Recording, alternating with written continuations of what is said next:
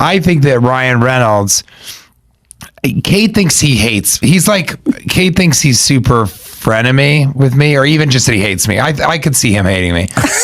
But I said on Hot Ones, I went on Hot Ones and I said that, what was great about Deadpool is they covered up his handsome face because he's so distracting. He must know this, but it's so distracting to look at him, and guys don't want to laugh at him because he looks like the guy that fucked your high school girlfriend. And then girls don't really want to laugh at him. They just think he's cute, so they'll just look at him like Ryan Gosling. Girls don't care if he is talking or acting. Accurate. Yeah, so exactly. So I think, but he's such a good comedian that when you cover his face, he's so quick, he's so funny. So I love him as a comedian.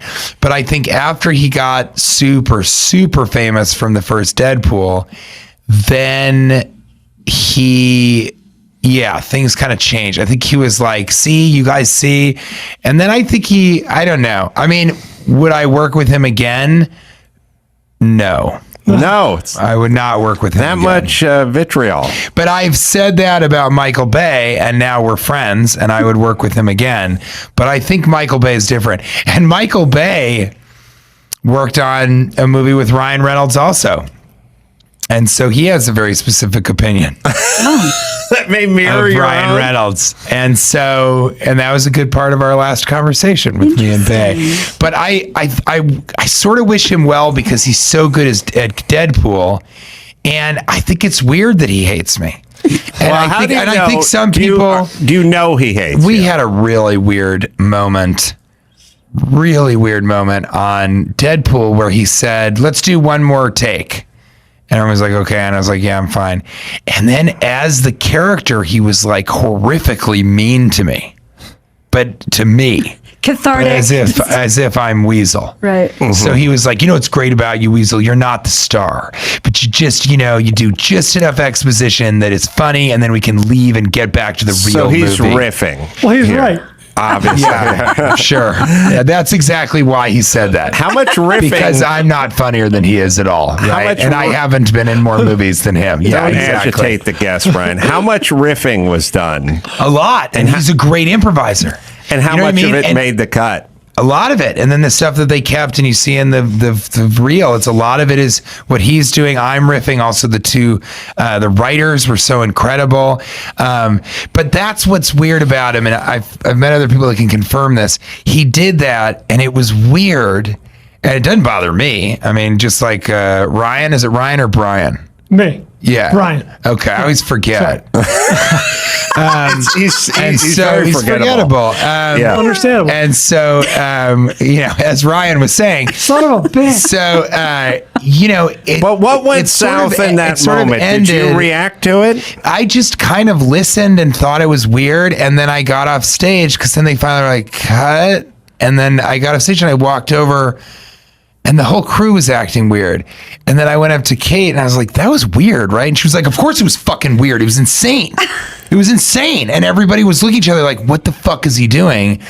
And so that was not a great experience for me. And a couple of people, for the most part, when I do a film or on a television set, the crew really enjoys me because I'm nice to everybody and I'm also funny. And after a take, everybody starts laughing once they cut. And I sort of laugh and enjoy and talk to everybody. And I'm just not sure every, movie star does that. But how was that a breaking point for your relationship? Because why would he do that? And why do I want to work with somebody? He did it, but did you call him out or did you have a discussion with him? No, what would be the use of that? And it would be so easy to deny. Like, I don't know, I'm just trying something new. I'm not talking. Yeah, that's why he did it like that. But you felt it coming from him. Everybody did. That's why it was awkward. Everybody was like, why is Ryan doing this? And the other weird thing is like, maybe he got, I think he's kind of an insecure dude. He's really nice, but I mean, his Twitter bio is showing you the parts of me that tested the best in focus groups. Mm-hmm. And I'm not sure that he's joking.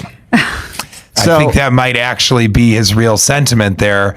But again, he's so funny, and he did this movie, and he's worked so hard to get this movie made, and it's people's favorite movie. I mean, it's a get a tattoo of it level movie. It's really it's got a lot of great stuff, but it's that stuff with you and he in the bar. It's just the best. And it's some of the funniest stuff ever filmed. Yeah, and so I think that maybe there was some part of him that frustrated him. I can't begin to guess what his deal is. That you were getting as many, maybe more accolades from the movie? I think there's some of that, which doesn't make any sense to me because I love when other people get laughs. You know, I think it's great when the two of you get laughs. No one else really on the show does. Really but Ryan doesn't. You know, Ryan never does. And Crying Ryan, that's what they used to call him. Would you think that he would know there was a rift with you guys? I think so. Or he's so deluded that he's like,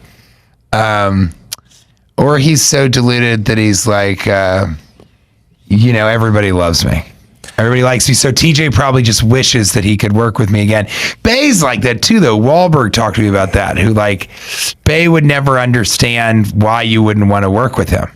Yeah. It just wouldn't make sense. Everybody wants to work with him. And that's also kind of true. So I think some people aren't totally self-aware. But I wouldn't, you know, other places have been like, are you in Deadpool 3? What's the deal? Can you talk about it? And it's like, I would not have done Deadpool 3 if they came to me and they were like, we want you to do Deadpool 3 and we're going to pay you twice as much. Over that one incident? It's that. There's that certainly component. But really the real reason, the same reason I left Silicon Valley, which is I don't really think you should do something for more than 5 years. I think it's weird to just go back and play Weasel at like 10 years later or something like that. He's been doing Avatar for 14 years. I know, exactly. Here we go, Ryan, again with these Avatar references. Yikes. Can we get another Avatar for you? I got to say, this kind of commercialism kind of rubs me the wrong way. So let me get this straight, Milwaukee. I'm supposed to pay you $29 so I can walk around and advertise your brand. I pay you. So here's how Milwaukee thinks. Milwaukee's like, pay me and then walk around and advertise us for free.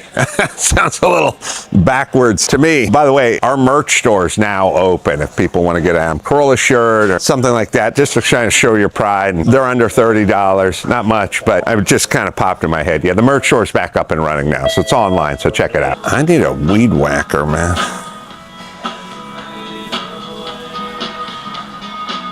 Do you have keys to the cage with gardening equipment in it?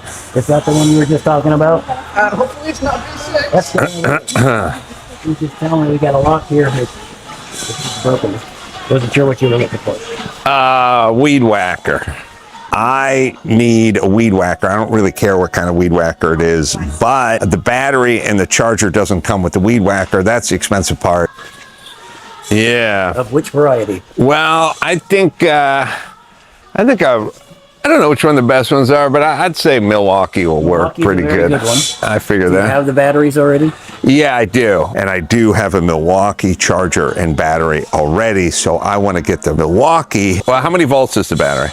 Well, a lot of these are going to be 18, but some of them are 40. 18. Give me an 18 because I have that. Put a couple of more things over my eyes. Film the lock so you can get the code. We can come back tonight. Okay. Take your time. Oh, I only got one speed, man. Balls out. Balls out.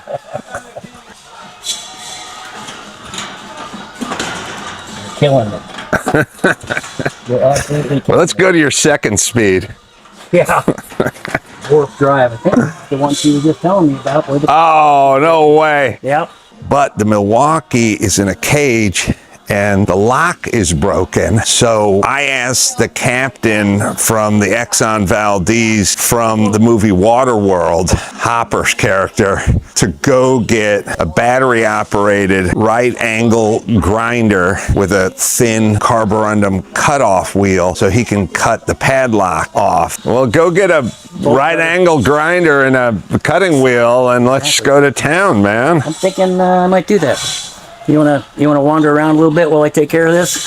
Well, I mean, you got the combo, right? Yep. So you got to just commandeer some bolt cutters? Yeah, and bolt cutters won't work on this. Nah. I thought you unlocked it. Are you going to go get a wheel? Yeah. Oh yeah. Okay. You want me to do it? Are you going to get sued? We'll get sued. Now, Dennis Hopper's probably smoking in the parking lot right now while I'm waiting for him to come back. Underrated Costner movie. I know, I'm a Costner fan, but underrated. Take a second look at that. It's not a bad film. All right, so this guy went, but I don't think this guy's allowed to go rogue. He worked for Home Depot. You're not allowed to just go get a cutting wheel out and start throwing sparks all over the place. So he's got to go talk to a supervisor, and this could take a minute. You're going to get a battery-operated one or a plug-in one? Battery. We're going to break into this thing like we're stealing a catalytic converter. He's going to get a right-angle grinder with a wheel on it. All right. There's not that many ways to get that lock off. It's either bolt cutters or a wheel with a carborundum blade, not a carbide. I have no idea what this is, but I need it. Wow. They got everything here. They got weed whackers. They got chainsaws. They got leaf blowers. They got ear cleaners. They got everything. By the way, if you guys want to know the difference between a router and a plunge router, this is a plunge router. You can lock it off as well. But when people say plunge router, they mean this. When they say router, they mean this. When they say trimmer, they mean this. Trimmer, router, and then plunge router, which is also a gay code as well. But I'm not gonna, this is a family show. These big containers are, it's getting a little out of hand. I remember they're this big. I mean, look at this. Like, how much extra potato salad can you have? And can you imagine trying to get this thing into your fridge? What the hell? You'll be an idiot to buy one of these. Nancy Pelosi doesn't have enough refrigerator for these containers, so I don't know who does. How are you? Thanks for all you do. All your Thanks for saying hi. Yeah, I know that dude. Thanks. Used to love the Man Show. Oh, man. You couldn't beat that. What do you do for a living? Oh, I did. I retired. Fireman. Fireman, yeah. Fucking fireman. I fucking do it. I got to pay this guy to shop at Home Depot while my house melts. I know. Because he decided to call it a day at 49 and a half. Yeah, but I did. No. Oh, man. Thank you for the comment. No, that was 14 years ago. Oh, okay. Yeah. I'm 65. Just making a joke. I know. What? So firemen can retire so goddamn Well, young. if you can, but I'm 65. You just retire? At 23. You're young, you're virile, you're strong. Why not work? I keep myself in shape, and I want the second, my next chapter in life. All right. A lot of our guys work too long, and then the longer we stay after 60, every year we stay after 60, we take 2 years off the back. It's a fact. Really? So that's the problem with firemen. They stay too long. They keep trying to chase that, I'll get another raise, I'm going to get this. And that. So every year you stay after 60. I hear the same thing about gay porn.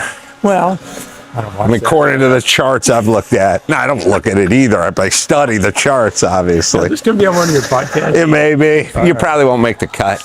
But what are you building here? Because all firemen are also part-time carpenters. I refinished a fence at the house. It's all cedar. I got like 200 feet of fence, and I'm trying to find some good stuff. So I'm just looking around, but I think I found some. But I gotta let me get some brush. So you got 1x6 dog-eared cedar. They're 1x. I had 1x10s, and 1x10s. Yeah, I went over to. Where'd you get that? Reynolds had it. Well, la-di-da, Mr. 1x10. They couldn't get those in. Then I went I had to get 1x8. Okay, well they're normally 1x6. Dog-eared, 6 foot. No, I got the straight planks. Straight plank. What? I have 100 feet of fence, and that would look it wouldn't look. All right, so you got 100 feet, 6-inch cedar, and you're gonna refinish it. Yeah. Are you gonna pressure wash it? Do that. Yep. And so when you're done pressure washing, then you want some penetrating seal. Exactly. That's what I had. I was using it. Can I do a name here? Yeah. I was using Penafin, but of course they changed the formula. They changed the formula in California. It turns black. Yeah. Good. All right, so some penetrating Yeah. something Thompson something. You put it on with a Hudson sprayer? You can. I probably will roll it and then come back with a brush. Just take my time. You're gonna like weenie roller it? Yeah. Or for like a foam roller? All right, doing fencing. Yeah. The fencing nailed in or is it screwed in? It's all screwed in and yeah, really. It's not cupping or anything? Yeah, it's got 3 2x4s across. Not 4x4, but 6x6s. And 6x6. Oh yeah. Well, my contractor goes hard. Off the ground too, right? Well, they're up on a cinder block wall and stucco. Oh, I see. He's got the other side is in the ground on the other side of the yard. Oh, okay. Yeah. All right, I can picture. I'm here in Glendale. Nice. All right, were you Glendale Fire? No, LA. LA. Yeah. Retired. Yeah. Were you riding on the back of the truck? Were you driving the truck? I was an engineer. I pump water and ground gears. What'd you figure out with the Palisades fires? Well, I think that fire was pretty much unstoppable because of the wind. Now, if we didn't have wind, we would have. And our traditional firefighting in brush is to anchor it, flank it, and pinch it. Flank and pinch. But you couldn't on that one. It was, I got guys who were there that they showed me video, and the trees were like this. And sustained wind. Now, I don't know, with water, like I said, with the availability of water. Story here. All right. We know all about the But we know who was in charge. The point is you retired early, and I'm essentially underwriting. 62. 60. I'm underwriting your trips to Home Depot so you can make your fence look pretty while I'm on the clock. Indirectly, but all my pension came out of my check. I know you don't know that. We don't get a free pension. There's no such thing as a free pension. I see. What I do is I point at people who do stuff, and then I go, I'm paying your salary, and then I storm off. So that's kind of what I'm doing now. Right. I still love the man show. All right. Thanks for all your. But I guessed you were a fireman, didn't I? Yeah, some people think. I guess I look like that, I guess. All right. And I think your name is probably Ken. Yeah. Tim. No, Tim. Oh, Tim. Yeah. All right. Yeah. Close. Yeah. Close. So, Tim the fireman. If you pulled me out of my kitchen during a grease fire, that'd be an honor. Oh. Thanks, man. Yeah. Thanks for. Good to see you. Thanks for your service. You do some great stuff. I appreciate it. Knew that guy was a fireman. I don't know why, but I have an obsession with bleach. It's like the most cleaning you can get for $1. It's $1. It's 2 pounds of cleaning. This kids today, they don't know from cleanser.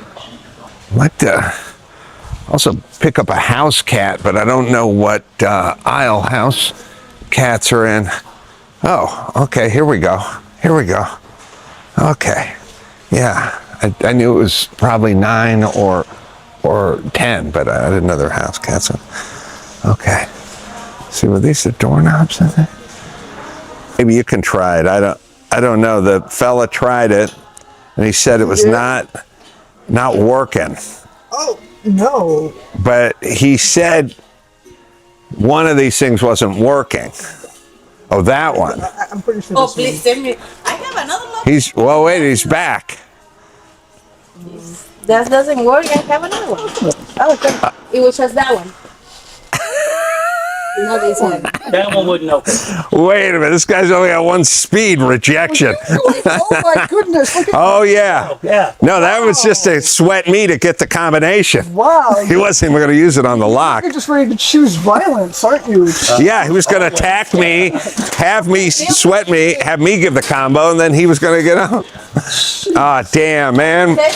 We could have used a cutting wheel. Well, we're gonna use it on that one. Oh, we use it on this one. Yeah. You want me to do it? Yeah, film it. All right. Which one? Is this the Eye protection. Is this the 18 volt? By the way, he doesn't need eye protection. He needs eyes protection. Oh, wait a minute. I think I screwed that one up. Incidentally, I did not lose the eye doing this. Uh-huh. Oh, I have my doubts on that one. Is that going to work? No, it's not, but I have to try. Yeah, it's not going to work. All right. That's why Is this the 18 volter? M18, yes. All right. Get the wheel out. I can use it. I got eye protection. Me too, on one of them. Yeah, I have the battery and the charger. Yeah. Yeah, that's eye protection. No. Get- What do you mean, no? You need Who's the metal fabricator here, you or me? Yeah. You'll get me one, I'll wear it. Oh, we got another 20 minutes. I'll be back. I want to see this. Don't open it until I get back. I Safety swear first. to Safety God. third. You know nothing. This is a big day. I'm coming back to watch you cut that lock. Bedlam is broken out at the Burbank Home Depot. The dynamic at play here is you got the salty old metal fabricator. Guy probably took a settling rig to tank traps at Normandy. That's how far back this guy goes with his metal fabrication. Probably was with the fighting Seabees. Island hopping, making landing airstrips so our boys could get to the mainland of Japan, all the way through Normandy on top of a busted tank. And now he's got some 23-year-old bitch telling him what to do. That's the way of the world. I want to put this out to my son. You got two choices, son. You can either learn to speak Chinese or take shit from those bitches your whole life. That's your two options. That's all we got. Those are the two possibilities. Either China takes over and they become our overlords, or you just get 23-year-old chicks telling you what to do all day. The wheel. Get the wheel. The guy's got the wheel.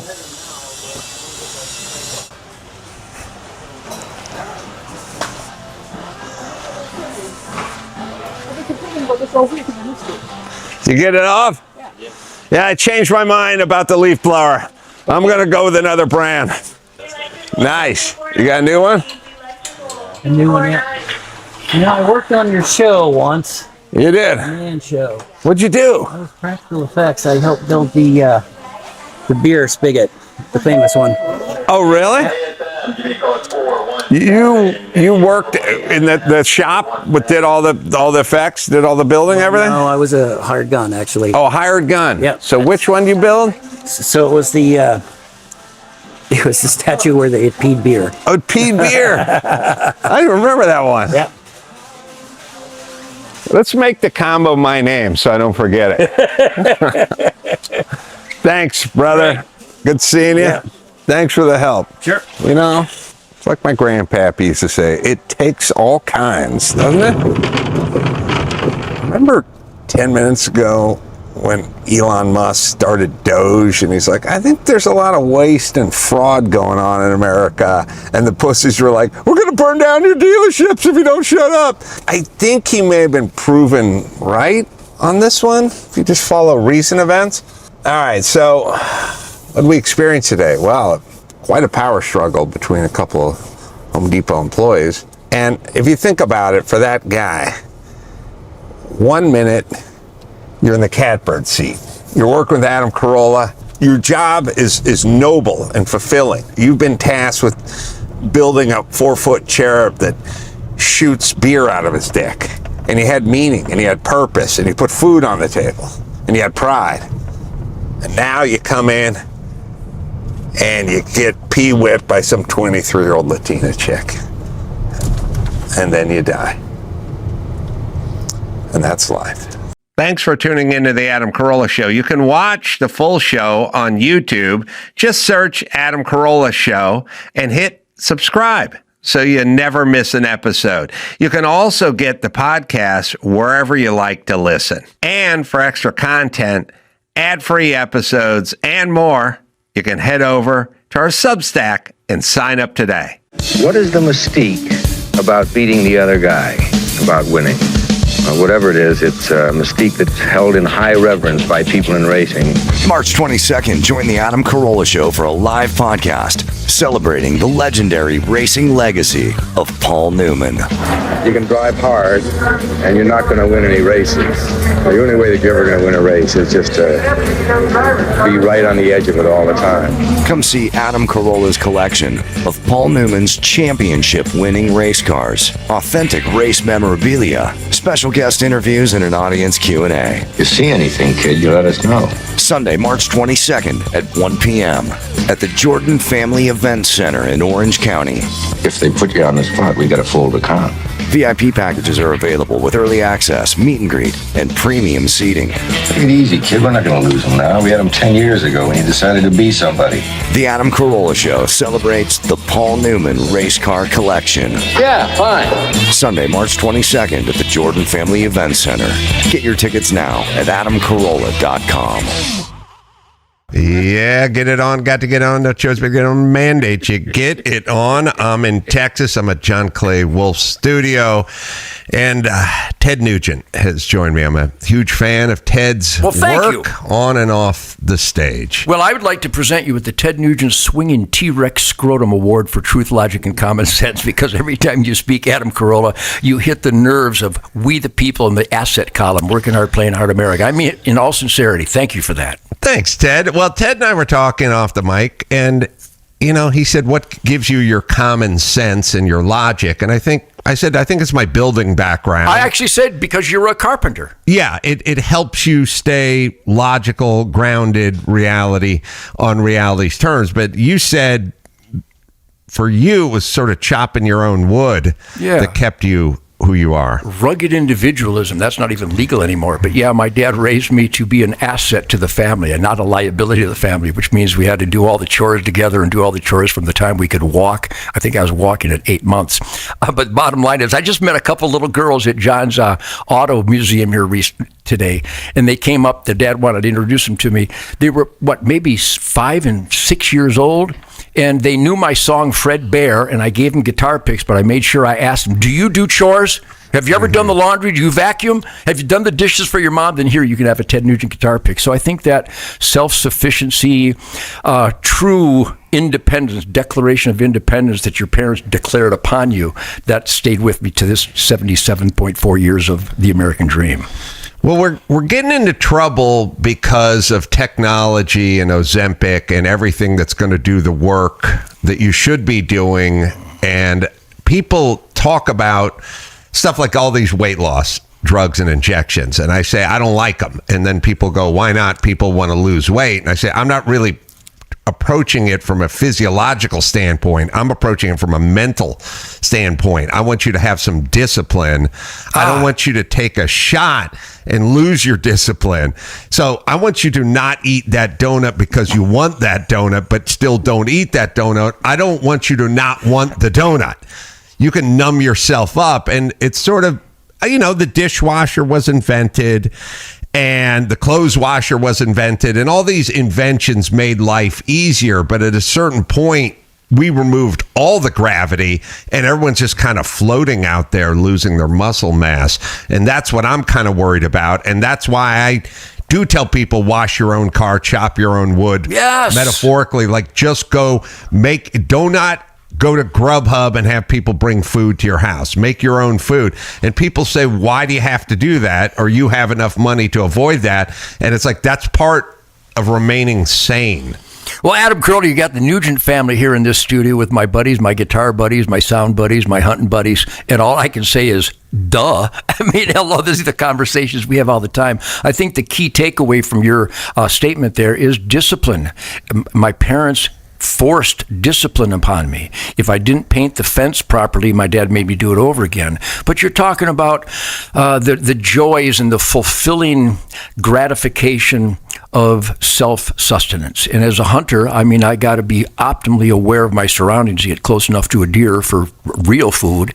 And you're talking the Nugent family language, but not just the Nugent family and the Carolla clan. It's my band, my friends, my neighbors. I guide hunters from all around the world every year since 1979. And they come and share a Ted Nugent campfire because I'm so much damn fun. But ultimately, these are the conversations that we have. And these are people from usually urban environments that get turned on and stimulated by gathering firewood, learning how to start a fire, how to turn a fish into food, how to identify the actual sources of our quality of life, which are air, soil, and water quality, which can only come from wildlife habitat, which is the battle cry of the hunting, fishing, trapping, conservation, ranching, farming, landowner community. So I know we could go back and forth. You use the term grounded. My sons and my daughters, my wife Shemaine, who's here, talking about effervescence, the ultimate compliment, and I know you get it, and it's referenced to Adam Carolla all the time, but I hear it all the time because I'm always out and about on the not-so-mean streets of America. And they say, I met your son the other day. He's really down to earth. I met your daughter last year. She's really grounded. She's really sensible. It's alive and well. Media will tell you it's not. Hollywood would tell you it's toxic. The government will tell you it's unnecessary. But when you supply your own quality of life, hands-on, down to earth, grounded, boots on the ground, you go to bed with a shit-eating grin on your face going, you know, I can take care of business. And my beautiful, dangerous, little petite wife, Shemaine, she hunts with a bow and arrow, and she provides us the ultimate diet, which is the only clean food left, and that's wild game. So you're talking my language, I'm talking your language, but it's not just us in this studio on microphones. I bet you your audience listeners are nodding their heads going, yeah, no shit. Yeah, you think? Yeah, duh. people, So it's alive and well. It's alive and well. Yeah, people sort of yearn for pragmatism. Yes. And what makes sense. Yep. And for you, still touring, by the way, still playing. I mean, I was looking at your bio when I was driving here, and it said started 1963 to present, which is kind of a crazy amount. Is that what it said? Because I actually started in 1957 at the Michigan State Fairgrounds, but I'll give you an extra 5 years. How did this all begin? So the only job you've ever had, I mean, professional is show business, is music, rock and roll, is music. Did you teach yourself to play the guitar? Well, Joe Podorczyk at the Capitol School of Music on Grand River, a fill-in for James Jamerson and Bob Babbitt, the gods of the Motown Funk Brothers. But he was a fill-in bass player, Joe Podorczyk. He just passed away a couple years ago. And we first played the Michigan State Fairgrounds playing Honky Tonk and Boogie Woogie, which I'm going to play for you on this acoustic guitar because it's the foundation of all the moving, inspiring, rhythmical, driving, uppity music of our Black founding fathers. But I was there, and if you ask this question to Billy Joel or Steven Tyler or Sammy Hagar or any great authoritative soulful musical forces, they'll tell you Elvis Presley on Ed Sullivan. We already were moved by this new Chuck Berry invention, this new electric guitar by Les Paul, because I was born in 48, and he had just electrified the guitar. Instead of being a background folky strummer, it became a driving rhythmical force that identified our favorite music. All of our favorite music starts with a killer guitar lick, except when Little Richard comes in, his left hand on the piano covers them everything. But the point is that I was so turned on by this defiant, uppity, really out of the ordinary, unprecedented anti-Frank Sinatra, anti-Rat Pack music that had so much more velocity and energy that all of us were completely engrossed and stimulated by it. So a lot of us decided if we didn't want to just listen to it, I want to do that. So I started playing the guitar when I was like 6 years old, and I took lessons, but then my guitar teacher, Joe Podorczyk, showed me the stuff that I really wanted to hear, not the traditional music lessons. So you're in Motown. Yes. You grew up in Michigan. Yeah. How far out? In Detroit or how in far Detroit. out? Yeah, 23251 Florence, in Redford, which was Detroit 19, Michigan. My telephone number was Kenwood 12345. I was born there in 1948. Wow. Right next to the Rouge River in Detroit proper, and the Rouge River. So I had the electronic inspiration of this new uppity rock and roll music, blues and gospel and rhythm and blues gone electric. But I also had the Rouge River, and as Chuck Berry influenced me, and my dad coming out of World War II in Korea, he was already a bow hunter, and it was a wildlife paradise right across Hazleton, right across the street from my house. So the bow hunting and wildlife played an equal powerful role, which is why I think my music is more aboriginal, more down to earth, more wilderness oriented. So yeah, it all started the minute I could pay attention to the music on the radio that my dad wouldn't turn off, by the way. I think the Rouge is where Ford built the big bomber plants. Yes, that Ypsilanti. Shemaine, what's the name of the airport in Ypsilanti? Willow Run Airport. Willow where they built Run all is the where they built. Yes, I know. I deer hunt at Willow Run Airport this last year. Really? Yeah. I sort of tell people this because I find it interesting, and I don't know if this will resonate with you, but Ford was a pretty famous anti-Semite. And also he had Lindbergh as his test pilot, who was also an anti-Semite. Really? I had no idea. Yeah, well, Ford used to put anti-Semitic newsletters out at the dealers and stuff like that. Oh, yeah, eventually the dealers were like, hey, could you not pull those off the truck? We got some Jewish buyers who may be interested in F-150, probably an F-100 back then. But here's my point. Ford... It has been accused of being an anti-Semite historically, and so did Charles Lindbergh. Wow. But Ford built those bombers and Lindbergh tested those bombers, and then they liberated Europe with those bombers. Yep. And when they liberated Europe, they liberated most of the camps where the Jews were being exterminated. So I tell people all the time, it's easy to go, that guy's this and that guy's that, but what has he done for you lately? And I'm sure anyone in that camp would not care if the guys who were liberating them were anti-Semitic or not. They were being liberated. And we do way too much labeling, and this guy's a mean guy, or this guy's a misogynist, or this guy's a racist, or this. We hang labels on everyone, and then we want to throw them out. My thing is, like, where's the rubber meet the road? What did they do? Lindbergh risked his life testing those bombers. Ford, of course, built those bombers, and we won the European campaign with those bombers. So, they can be both. Well, identity politics does not even enter my life. I mean, I just want to know, can my plumber plumb without a leak? I just want to know who my pilot is. I don't care any of his personal habits. I want to know his flying record, because the most important thing in the world is my life. I thought I'd mention that, and Mrs. Nugent agrees. Isn't that fascinating that you brought that up, and I had no idea, because toxic politics, hate, bigotry, racism, identity politics. It's like I have a golden dome that rejects such counterproductive thought processes. I mean, I just don't give a rat's ass about any of that. At the end of the day, it's not pragmatic.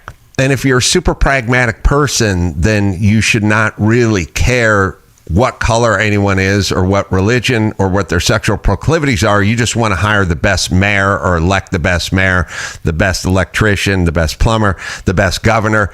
You just want the best. I mean, it's a very pragmatic thought. The ones where you start figuring in people's gender and their race, those aren't pragmatic thoughts. You might not end up with the best pilot. You just want the best plumber and the best pilot. I was thinking about you, and maybe talking about you, I think last week, because somebody brought up the Rock and Roll Hall of Fame. Yeah, is that what that is? And they just keep letting artists in there that have nothing to do with rock and roll, and also ones that frankly don't have the track record people like you have. Now, speaking of identity politics, I think someone like Joan Jett is only in the Rock and Roll Hall of Fame because she's a female and because she's a lesbian. I think if you remove that, then you just have someone who played two crappy cover songs for hits, and that's the reason she's in there. As a matter of fact, there's no other logical reason she's in there, but if it's just merit, then Ted Nugent is in the Rock and Roll Hall of Fame, and Joan Jett isn't. But Ted Nugent is essentially rock and roll. Like, you are the poster child for rock and roll. So for you not to be in the Rock and Roll Hall of Fame can only be about politics. I know you like shocks in life. I'm going to shock you, because I think Joan Jett should be in the Rock and Roll Hall of Fame just because of her music, but not yet. Because you have to get Styx in first. You have to get Night Ranger in first. You have to get, what's the Canadian band that's Phil X is playing with? All right. Triumph should be. I can name 100 Wait a minute. Is UFO in? No, exactly. All right. Well, if That's UFO is not in, Joan, you got to clear out. Joan, make room for UFO. And I never forget, somebody brought up during an interview, they said, we saw the Rolling Stone list of top 100 guitar players, Ted, and what do you think that Joan Jett is in there? And I go, it's on tape. I said, I love Joan Jett. She's a garage band, dirty, nasty, uppity. She's my favorite lesbian, and some of my greatest memories include lesbians. The point is that she's not in the top 100 guitar player list, because I've got 100 guitar players that are really virtuosos and adventurous and right, creative. But Rolling Stone has to. That's Rolling why. Stone, all right, first that's off, why. those pussies. I'll tell you, they have every no soul. band. They have the same bands they have to love. They have to love Lou Reed. Yes. Fucking Lou Reed sucks. But they're also bought and paid for, those pussies over at the Rolling Stones. I know exactly who they love. They all love the Beastie Boys. They all love Lou Reed. They all love Velvet Underground. No one will say anything about Joan Jett. They're all bought and paid for. And they're cowards, by the way. And yes, when Joan Jett cracks the top 25 guitar players of all time, then the list is corrupted. And by the way, it's not even a slight against Joan Jett. She's just not good enough to be there. And I Love Rock and Roll sucks. And Crimson and Clover's another crap remake. I mean, she remade 2 shit songs and got into the Rock and Roll Hall of Fame. So Ted Nugent should be there only. But then there's politics, and they don't like your politics. But I don't even know if they know your politics. I mean, you hunt, so that's a strike, and you get your own food instead of doing the factory farmer thing. But I guess it's voting for a Republican. I don't know. It's a weird set of rules. You open up, all of which I break, by the way. Yes, you open up. You essentially say, "I'd like to open a museum." And you go, well, who's going to be in the museum? Who's going to be featured in the museums? And you go, the greatest painters of all time are going to be featured in this museum. And then you go, oh, okay. And then you have a crappy painter in your museum, and that's Joan Jett. You go, why is her shitty art hanging in here? And you go, wait a minute, Ted Nugent, that guy's a great painter. No, we're not letting him in the museum. Well, then why did you start a museum? But as you look across at me here, Adam, I can't hardly speak because I'm laughing so hard. It doesn't affect me at all, except I like honesty. I'm a big fan of honesty, and it's all so dishonest. But I'm having the greatest musical year of my life. My New Year's Eve show, we played in Ardmore last week with these incredible virtuosos, Phil X, Jared James Nichols, and a young black kid from Connecticut named Amani. My band, Jason Hartless and Johnny Big. We played music that God hasn't even authorized yet. We did stuff that Chuck Berry and Bo Diddley and Little Richard are rolling over their graves going, damn it, I wish I would have done that. So I'm so inspired by the energy, the piss and the vinegar, the music loving of the audiences every night. And no, I'm not selling out stadiums. We had like a couple thousand people here and there. But I come home with a bag of money and a buddy with a jet to sleep with my wife and my dogs. Am I missing something here? No. It's about the music. I'm literally living my dream with the Lourdes in 1960, playing the VFW on Grand River in Detroit. It's raw, it's primal, it's energetic. We're still exploring the guitar neck. We're still exploring rhythms. We're still exploring chord mutilations and raw, primal, aboriginal musical orgies every night. So I don't need no Rock and Roll Hall of Fame. And if you go on social media and check out the testimonials from people, or if you followed me here and had the motorcycle guy stop me at John's Museum and thank me for the music, thank me for standing up for the Second Amendment, thank me for standing up for accountability from my elected employees. I am having the time of my life. Not only is 2026 going to be the best year in my life, but it's going to be the worst for my energy, my enemies. And I'm not going to put any energy into pissing off my enemies. Just by having a good life, it drives them batty. What a dream. Yeah, I was going to say that, but it hurts the integrity of the Rock and Roll Hall of Fame, and it brings things into question. And I don't know why these iconic brands, whether it be the Oscars or the Grammys or the Emmys or Harvard, want to destroy their brand. It's unbelievable. When I was younger, and I don't even have to say younger, I just mean you go back 10 years, if somebody went to Harvard or Yale or Cornell or Stanford, that meant something. Like I could remember, when we would look at bios when we were hiring writers for the Man Show, see, this guy went to Harvard, oh. That was still a positive back then? That was back then. If I see that now, I'm like, I don't want this pussy anywhere near this production. Exactly right. This guy's his brain has probably been scrambled over there. I don't want any of that. I want a guy who worked at a logging camp or was in the military or played some AAA baseball in some town you never heard of. Like, I want some discipline. But what I'm saying is Oscars, they do the best picture every year and nobody cares because they destroyed their brand. Nobody watches, and all these institutions that were Tiffany institutions, Harvard, that meant something. The Oscars, you won a Grammy. That was a big deal. Now it's like, it's all politics and who cares. And the Rock and Roll Hall of Fame did that to themselves. I believe the reason sports grows while everything else retracts, if you look at the numbers for the Super Bowl versus the numbers for the Oscars, in 1975, they're probably about the same audience. Now you get 100 million for the Super Bowl and nothing for the Oscars. We want a meritocracy. We watch the U.S. hockey team win a gold medal, and it was 25 white guys, and I didn't hear one person say, how come there's no representation? There's no Hispanic, there's no Asian representation. No, it's just 25 white guys. And everyone went, okay, I guess those are the best we could put on the ice. And nobody said a word because it's a complete. Now, you do something with the Oscars or the Emmys and you have 25 white guys nominated and nothing, they're going to shut you down. They'll never let it happen. They wouldn't let it happen. Yeah. So now why are we so attracted to the Super Bowl? Because it's a meritocracy. You go to the USA hockey team, it's 25 white guys. You go back to the Super Bowl, you got 11 black guys on the defensive side of the ball. No one blinks. We just assume those are the best for that job. I think they are. They are. Yeah. Well, here's the reality. There may be some Jewish defensive back sitting on the bench who never gets on the field. Maybe. Who might be better. Or an Asian punt returner they'd find him. There might be, but the coach believes these are the 11 best. And the coach, when they're making the selection for the U.S. men's hockey team, those are the 25 best chances we have of bringing home gold. And once we sign off on that, that's the best.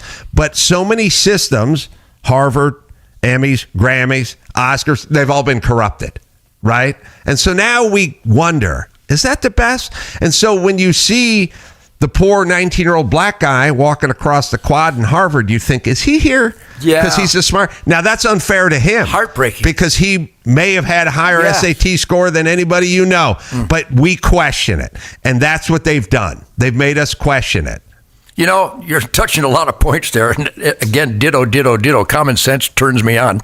But I always say when I talk to people, I do interviews, I've probably done more interviews than anybody that ever walked the earth because I'm different. I'm an anomaly. I kill my own food. I train with the military. I've been a cop for 41 years. I only hire the best of the best. I only surround myself with the best of the best. And in my world of music, that meritocracy is runaway controllable. It's literally nobody's going to hire anybody except the best drummer, the best bass player, the best singer, and not just the best in the normal assumption of what is the best, but the most soulful. He might not have a beautiful voice, me for example, but soulful. The forehead veins are popping like Mitch Ryder and Jerry Lee Lewis every song.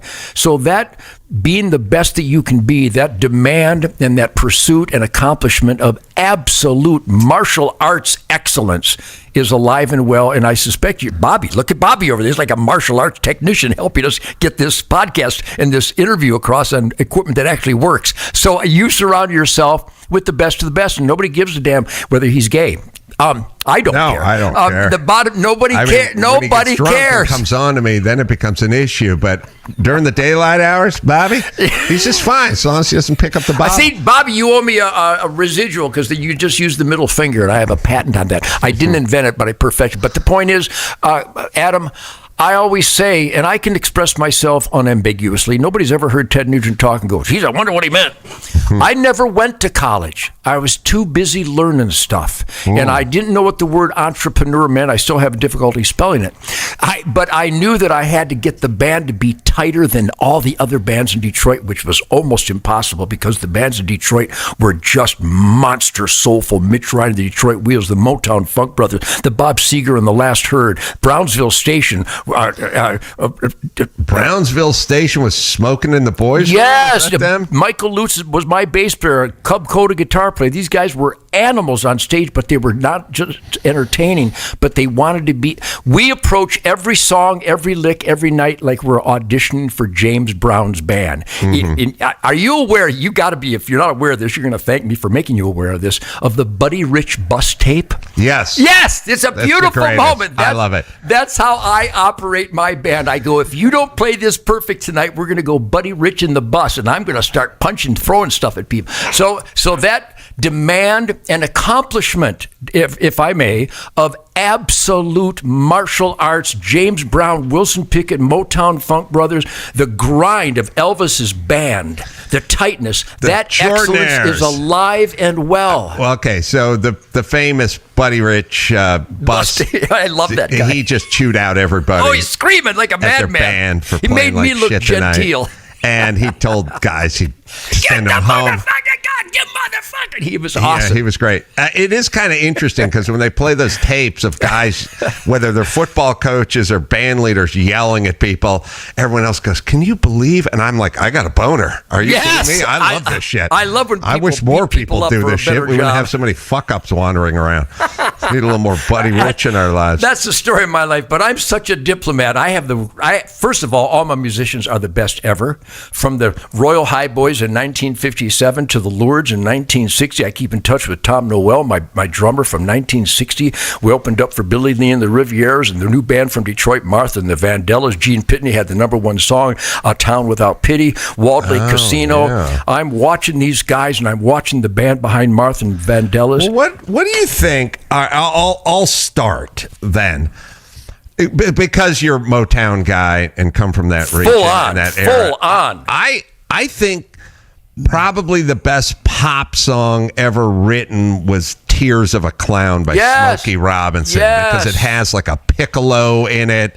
It's got like an oboe in it. It's Adam, so wonderfully arranged. You ready? Yes. I heard the original 4-track recording of that, each individual track from Motown. Barry Gordy, the team, I heard it. And the way the Funk Brothers bass drum and snare sounded, that's the holy grail to this day. And what year was that? 61? A little later, I would say. In the 60s, on the radio. In the 60s, yes.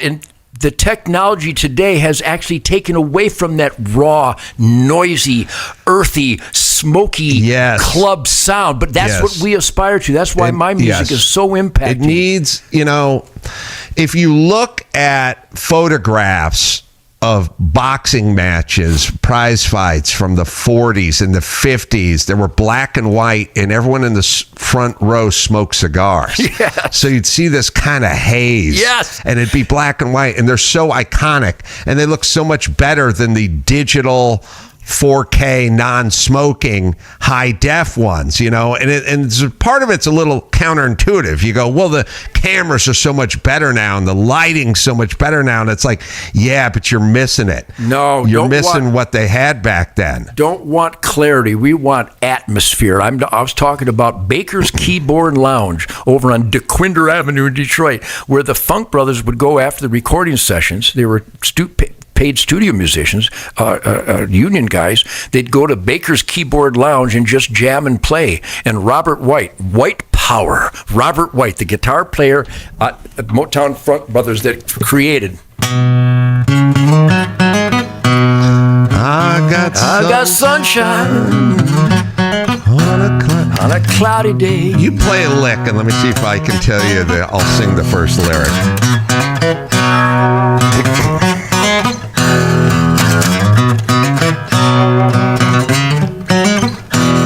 But talking about inspiration, so they go to the Baker's Keyboard Lounge and just jam, and that's where all these patterns and song progressions came from, because it was smoky and they were drinking and they were laughing and it was casual. Like that's how peanut shells on the floor. Yes, that's how my rehearsals are. It's so easy going. It's disciplined because we hump the music spirit, and the music spirit of our most powerful influences are the James Brown tightness, the Chuck Berry uppity energy, Little Richard defiance and irreverence, and the Motown authoritative music. And I'm 77 years old, and I accomplished that.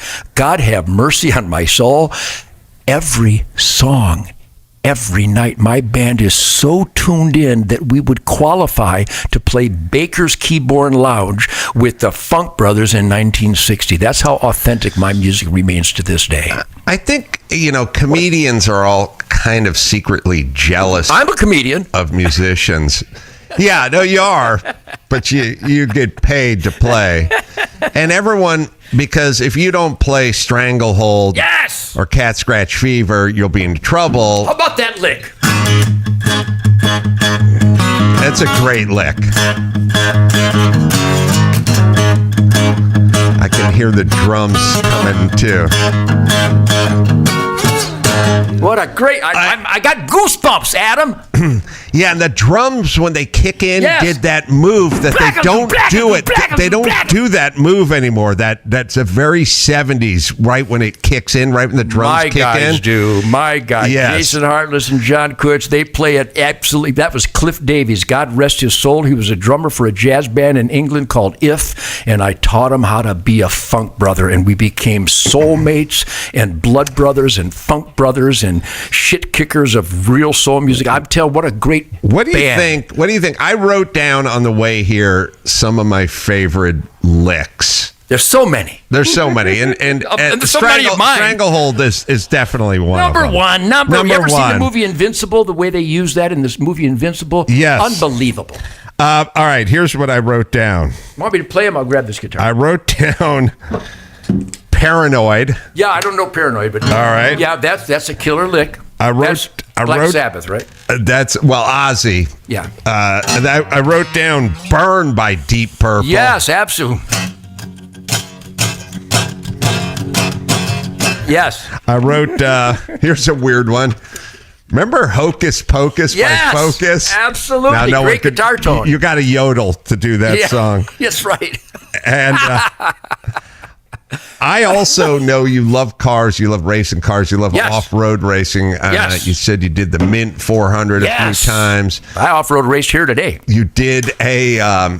you say you did Pikes Peak? I won Pikes Peak, in a Class 1 buggy, unlimited horsepower single-seater. When it was dirt or asphalt? It was a closed course with Iron Man. Oh, it wasn't the Pikes Peak hill climb. No, it wasn't the hill climb. No, it wasn't the race. It was a race. Ever do the 500 or the 1,000? You ready? You see, I've got a lot of piss and vinegar, right? You like my piss and vinegar. I do. You like my energy. You love my attitude. Yeah. You know where this comes from? Gatorade should come out with a new flavor called Ted Nugent's piss and vinegar flavor. Piss and vinegar. That's the story of my life. So anyhow, the reason I'm like this... But you got to shake it before you drink it. As you don't want to get the piss and the vinegar. They separate in two separate, like... Put them together like epoxy.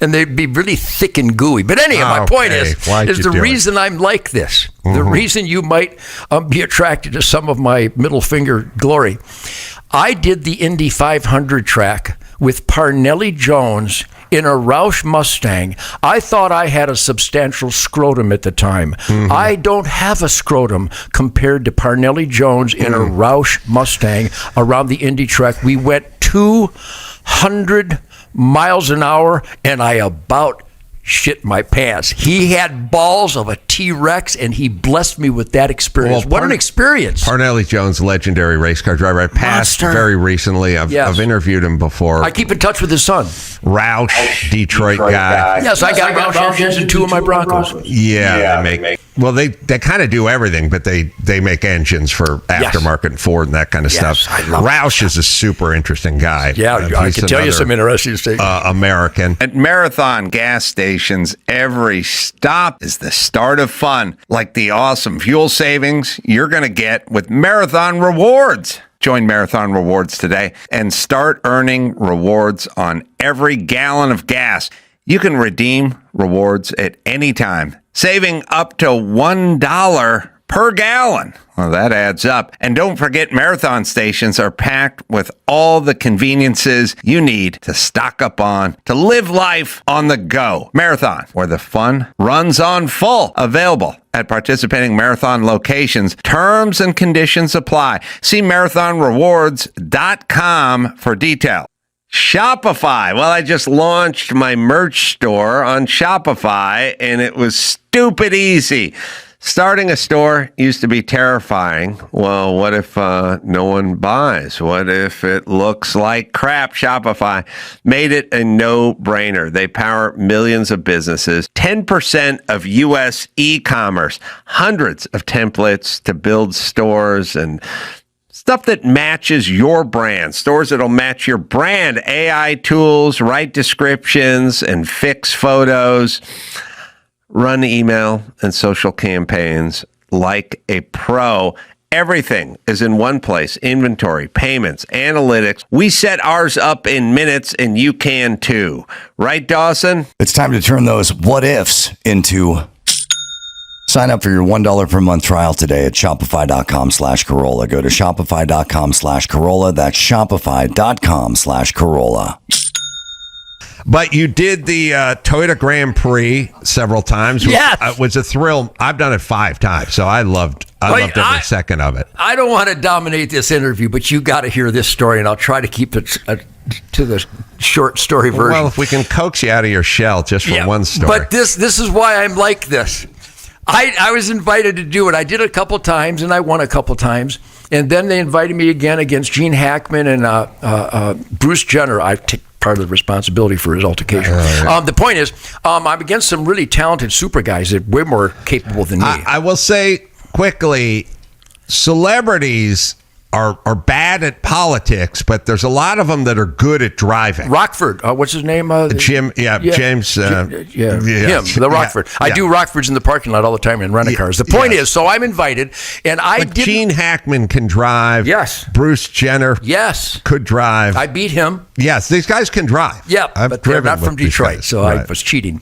So I in the Toyota. It's a Toyota Corona, whatever that's called. It's turbocharged. It's a real performance. I got the roll cage. I got the whole suit on and everything. And so we're doing the qualifying laps, and I didn't know that in a celebrity race, if you are the fastest, you don't get the pole position, you get put to the back. So I gave it all I got, and Parnelli and Mickey Thompson walked the course, and they said, here's your apex, here's you want to take the high bank here, here's where, if somebody's in your way, you get them out of the way. So I gave it all I got, and I had the fastest qualifying time. So they put me in the back, number 14 in the gaggle. I said, well, that's not fair. If I'd have known that, I'd have done what Gene Hackman did and gone slower. Mm-hmm. So anyhow, I'm in the back. You're going to I know you love me now, but you're about to love me even more. This is awesome. This is where God comes into my life again. So I'm in number 14. What year is this? This is 79, 80 maybe 81. I don't know. So I'm in the back, and we're coming around for the parade lap to show everybody the 2 side-by-side cars and 14 of us, and we're coming to the straightaway in front of the grandstands. I'm watching this Playboy bunny up there. I'm watching the Playboy bunny. She's got the flag. She's going to do the green flag and give us a go-ahead. So Parnelli showed me how to gas and accelerate a turbo engine so you get maximum torque in the gear you're in. I'm in second gear coming the parade lap, and I see the Playboy bunny her arm starts to flex. I can see her because I'm a deer hunter, so I can see her bicep from 100 yards away, and I can see where she's going to lift the flag. And as soon as her arm moved, I torqued that Toyota and got on it. And as she's coming up the flag, I'm already going. But that's legal because she's moving the flag, right?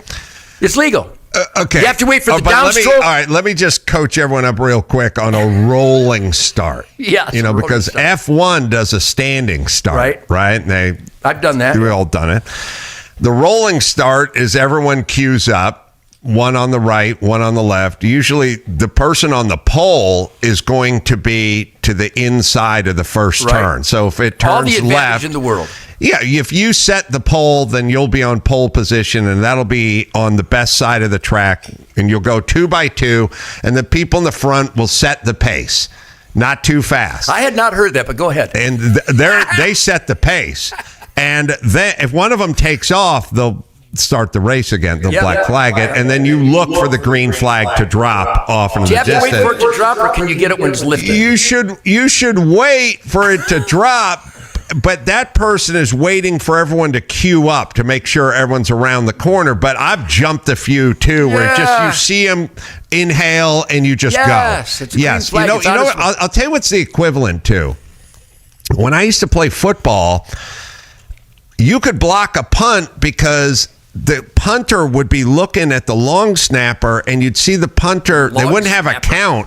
his hands would just go like that. And when you saw his That's hands enough. move, that's enough. Yes. You go. Now, no one else goes because they can't see him. Watch but the you can hands. see him. Watch the hands. Yeah, so I'm watching the Playboy Bunny's hands, and that flag is just starting to come up, and I torque that Toyota super turbocharged thing, and I'm ready to launch. Well, I got 12 cars in front of me, right? Right. And we're going in front of the grandstands. Of course, I'm the Motor City Shoreline Madman. Drive. So people expect me to be the Motor City Madman, but I don't expect me to be the Motor City Madman because I'm not the Motor City Madman. Though I am the Motor City Madman, I'm also a very thoughtful, pragmatic, down-to-earth, disciplined Motor City Madman. So I got that Toyota all torqued up, and her hands going up, and I'm already going down the middle of the pack. And by the first curve, Adam Carolla, I had gone past every car, and I was the first car in front of all 13 others going in the first curve, and I took off everybody's door handles and mirrors to get there. It was awesome, and I won that race. And you won it. There's footage of it. I mean, I was started in last, and by the first turn, right-hand sweeper, I was already the first car because I saw that pretty little hand coming up with the green flag, and I'm like, well, that's my cue. They were pissed off. Did we lose something there? Get Adam back on. Yeah. Gene Hackman threatened to beat me up afterwards. Oh, really? Well, he'll be missed. What a great actor. I love that guy. I had no animosity, but I was here to win. Parnelli said, you're here to win. Yeah. You need to win. Parnelli, he passed recently as well. And man. Parnelli, those guys raced cars when it was super dangerous to race cars. No technology advantages whatsoever. Well, not only that, I've been to Reno to a car museum to see Dan Gurney's Porsche. It's the only Porsche F1 car they entered. It's a Porsche built an F1 car in like 1965. Dan Gurney is 6'4". They had to make it special. Yeah, I remember that. Well, they did the Gurney bubble on the GT40, but the whole point is when you sit down in this car, on the right is a fuel tank, and on the left is a fuel tank, and it's molded so Dan Gurney could sit in the middle of a fuel tank with no bladder and no safety anything, just an aluminum fuel tank that was carved out for Dan Gurney's ass to sit in between 40 gallons of race fuel. And he's 6'4". His head hung out of that car 2 feet, and the roll bar, which was a foot below his head, was so flimsy that when we were pushing it out into the parking lot, the guy who owned the car said, don't push it by the roll bar will bend. Unbelievable. So that's what those guys did. They essentially risked their lives. By the way, that was part of the sport. Part of the sport was you are risking your life to do this. Well, the most important promotional footage for all racing is the crashes. Right. But I'm glad. Adam Carolla, you just brought a great scenario to my attention here. But I would offer the metaphor that God has created my American dream car with a gas tank on the left and a gas tank on the right with a flimsy roll cage, and I just floor it anyway. Yeah. That's my life. That's what you want to do. My life is a dangerous vehicle that I drive very fast, but smart. I drive it smart. Well, you're still here. My presence today. Well, no, yeah. Look, if you're going to handle firearms like you do, and all sorts of dangerous things that cut and kill, you have to be responsible. That's part of it. I've been clean and sober my whole life because to get close to a deer with a sharp stick is the ultimate challenge available to man. I really believe that. It's kind of overwhelming claim, but if I don't pay attention to my conduct, how I place my foot, how I read the wind, how I read the sun, how I train with the hand-eye coordination, spirit, breathing, lungs, coordination of the mystical flight of the arrow, somebody's going to have to buy chicken for me, and that's never happened. The point is that I apply that sense of aliveness to everything I do. And to aspire to that higher level of awareness, whether it's a chainsaw or rocking my grandchild to sleep or meeting the two little girls at the museum this morning and having a fun conversation with the parents, or doing an Adam Carolla interview, or playing the guitar and guiding my band, or driving fast, or tweaking my engines for maximum horsepower. I really believe that a higher level of awareness will bring you the only supreme happiness, real happiness, not fake happiness because of a high, an outside influence high. That's where I am in 2026. And for me to be able to claim gravity-defying reality, because it's gravity-defying, that after 7,020 concerts, that last weekend was the best 2 hours of music in my life, that's just ridiculously unbelievable. But it's because we practice and we talk about the grooves and we talk about the movement, the dynamics, and the sound of the drums, going all the way back to that Motown 4-track. I remember the sounds. Drummer, that's not the sound. You have to have the drum. My drummers get the sound. My bass players get the sound. My Gibson Birdland, the tone I get is just intoxicating in the movement of the music. And that's just an example of how I approach everything in life. And as I witness Adam Carolla with the things that you do, obviously you seek the mountaintop in everything you do. You don't stop halfway up the mountain and go, this is high enough. Yeah, I mean, listen, I'm the greatest casual easy. I remember I spent 3 hours every afternoon in a tree, completely quiet. I don't move an inch. I'm waiting. So I'm the master at absolute flatlining calmness while still maintaining a high level of radar attentiveness. It's so intoxicating. I get it. You have to have a sort of low resting pulse. Yes. And then you have to be able to sort of pounce, but you can't walk well around. Stated. Yes, exactly. Wound up all the time. No. Because, well, like the calmest people you'll ever meet are either race car drivers or MMA fighters. Yes. Because they're saving it. Their pulse rate is so low, because if they were wound up normally, then when they went to the arena to get in the cage, they would explode with anxiety. Waste of energy. Right. So they're all very sort of detuned, you know. I've always said that my hero, Fred Bear, the world's greatest bow hunter, all my favorite bow hunting friends, that's why I have to be more attentive, because I'm not calm when I think about the things that stimulate me. I get real uppity, which helps the energy of the performance with the music.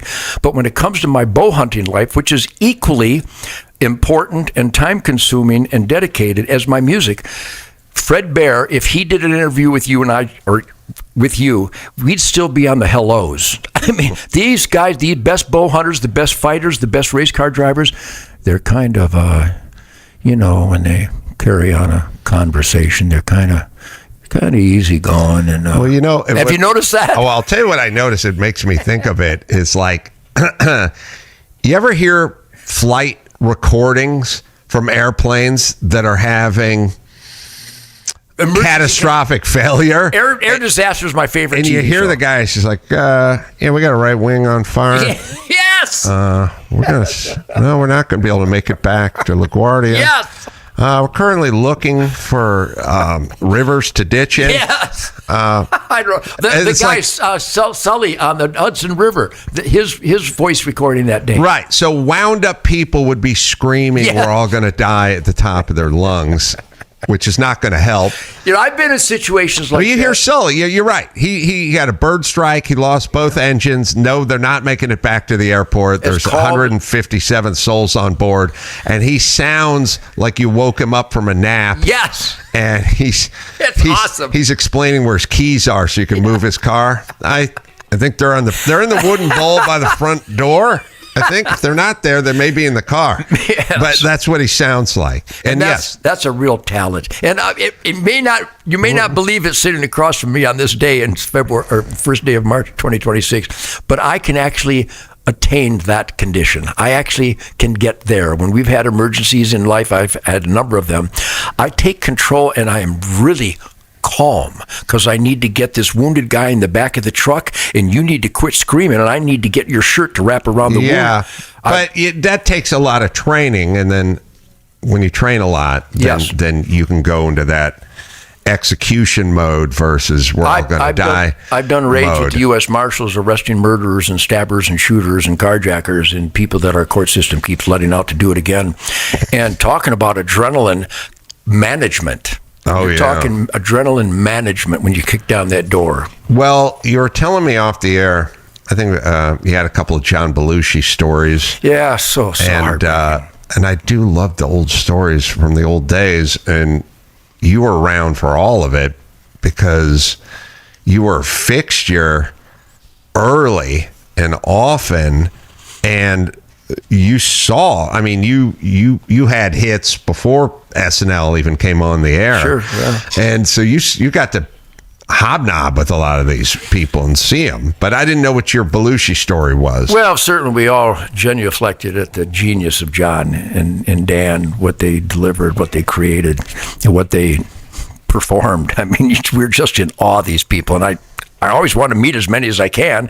And traveling 300 plus dates a year with the Amboy Dukes and then with the damn Yankees and in my band, I'm here, there, and everywhere. And like I was telling John at lunch today, I would go out after a concert in L.A. with Rodney Dangerfield, Robin Williams, Sam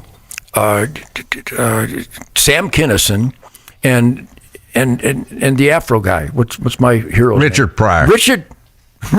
Why did I not know that name just now? I'm hanging out with these guys, and Bruce Willis, who's a funny guy, and we'd go to Thai restaurants at 3 a.m, and they're all fascinated with the hardware on my belt, and we had jokes about it. You can imagine how much funny jokes those guys made about me carrying a gun and going out at 3 a.m. at a Thai restaurant. So I got to hang out with dream masters. The masters of the craft, Parnelli Jones and Fred Bear and Chuck Berry. I played bass for Chuck Berry and Bo Diddley. I got to meet the Motown heroes. I played with the Motown Funk Brothers at Cobo Hall in '64. My God. So my point is, I wanted to meet John Belushi. I did a sold-out concert 2 nights in Chicago, late 78.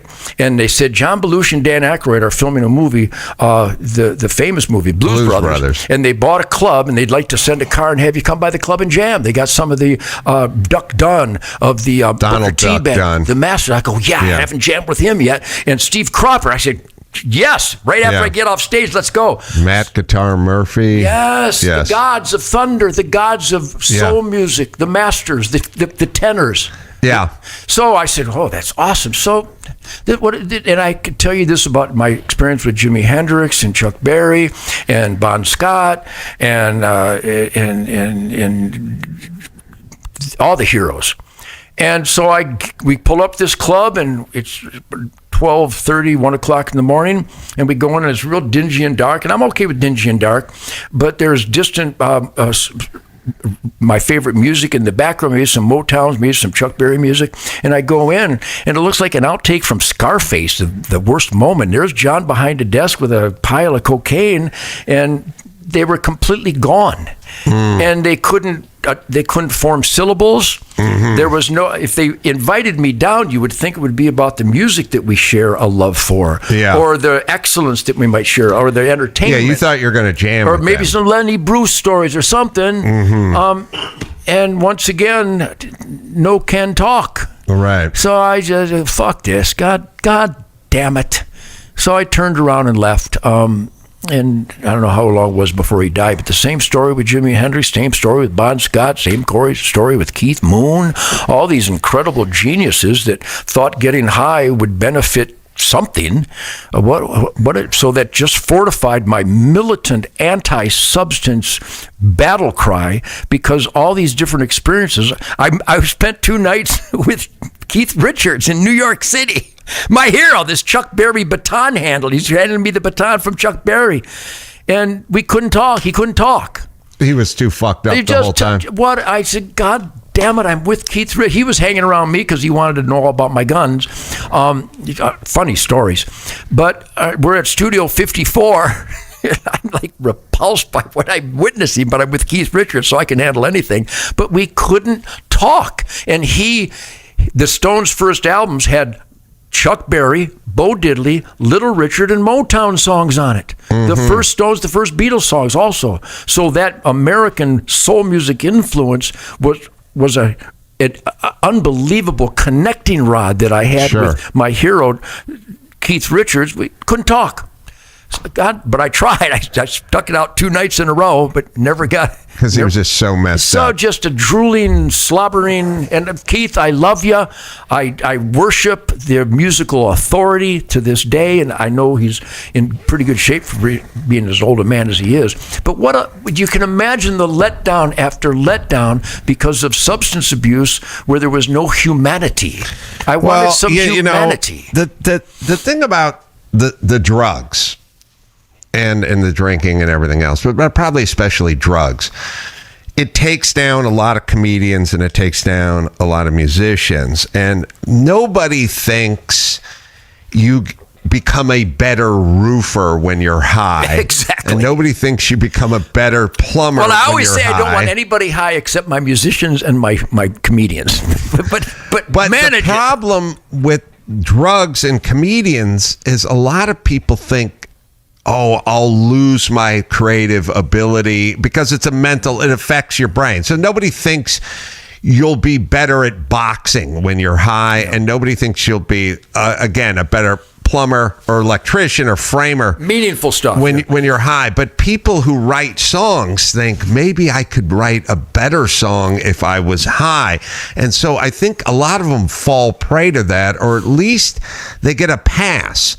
Because if you pull over a long haul trucker and he's high, you go, hey man, get out of that truck. You can't do your job. Yep. But if you find a musician or comedian or a poet who's high, you think maybe that's how he does his job. Yeah. And oftentimes it is. Oftentimes there's inspiration. A lot of those guys wrote songs yes. that we're aware of and that we love when they were pretty fucked up. And I acknowledge it. And I was with Sam Kinison night after night after night going upstairs at the Comedy Store, where it was like an outtake from Scarface again, and I go, you guys have got to be fucking kidding me. I mean, I suppose didn't word get around that they didn't want to hang out with Ted Nugent? Yes, eventually. Blow? What a buzzkill! This guy's talking about bow hunting. Yes. I'm trying to get a freeze going. But here. I took Sam and his brother. Was it Bill? Yeah. On a Ford Bronco ride through a forest that I planted. I had these thousands of acres in Michigan with these giant forests that I planted, and I'm driving in my Bronco, and I'm driving over some of the forest I planted just to inspire Sam to go wild, to show him what a real wild man looks like. And I don't know if you notice, as a comedian lover as you are, as a comedian as you are, there was a moment in Sam Kinison's career where his screams got a little more intense. That was after my Bronco ride, because I was taking down 6-year-old 12-foot trees with my Bronco and really pushing the envelope of life and death just to inspire Sam and his brother. But we became good friends, and he did clean up, and he married the girl from my Little Miss Dangerous video. They got married, and they were on their way to Las Vegas that night when he was hit head on by a drunk driver. Yeah. So it's like Stevie Ray Vaughan got clean and died in the helicopter, and I got to jam with Stevie, and he, by all accounts, he was a super soulful gentleman, kind, conscientious, fun-loving guy. And when they finally get clean and sober, these terrible accidents take place. So it was heartbreaking. All right. Well, I was thinking about getting clean and sober before, but now, since I don't want to die on the road. Yeah, the thing that was crazy about the Sam Kinison thing is a guy hit him and killed him, a young kid. Yeah. And the kid wasn't very remorseful about it at all. Like, I remember he was like, shit happens. It was a weird take. It's weird when somebody takes somebody's life and is sort of casual about it afterwards. Soulless, I consider that a soulless condition. It is kind of a soulless thing. Yeah. So you were there, you saw them all, you were and you caught them after the show, when they were partying a lot as well. And you going down and jamming with the Blues Brothers and that all-star band they had behind them would have been awesome. Yes. Here's a deep cut, since you brought up all these guys and all these famous guys and these session guys. Nicky Hopkins. Yes, the piano for the Stones. Yes. The piano for everybody. Yes. The Who, yes. Graham Parker played with. By the way, the Amplitudes opened up for the Who at the Southfield High School in '69 in the gymnasium. So you guys opened up for the Who, one of my favorite bands, in '69. Yeah. At a high school. I love those stories. And I got to meet the guys, and again, Keith was so out of it. And I ran into him off and on. He'd always Keith have Moon, yeah. whiskey and all stuff, and they couldn't believe that I wanted to partake. Or didn't want to partake. And I wouldn't partake, and I had to leave. The thing about drums are so visceral that it's probably one of the few things you can do really fucked up.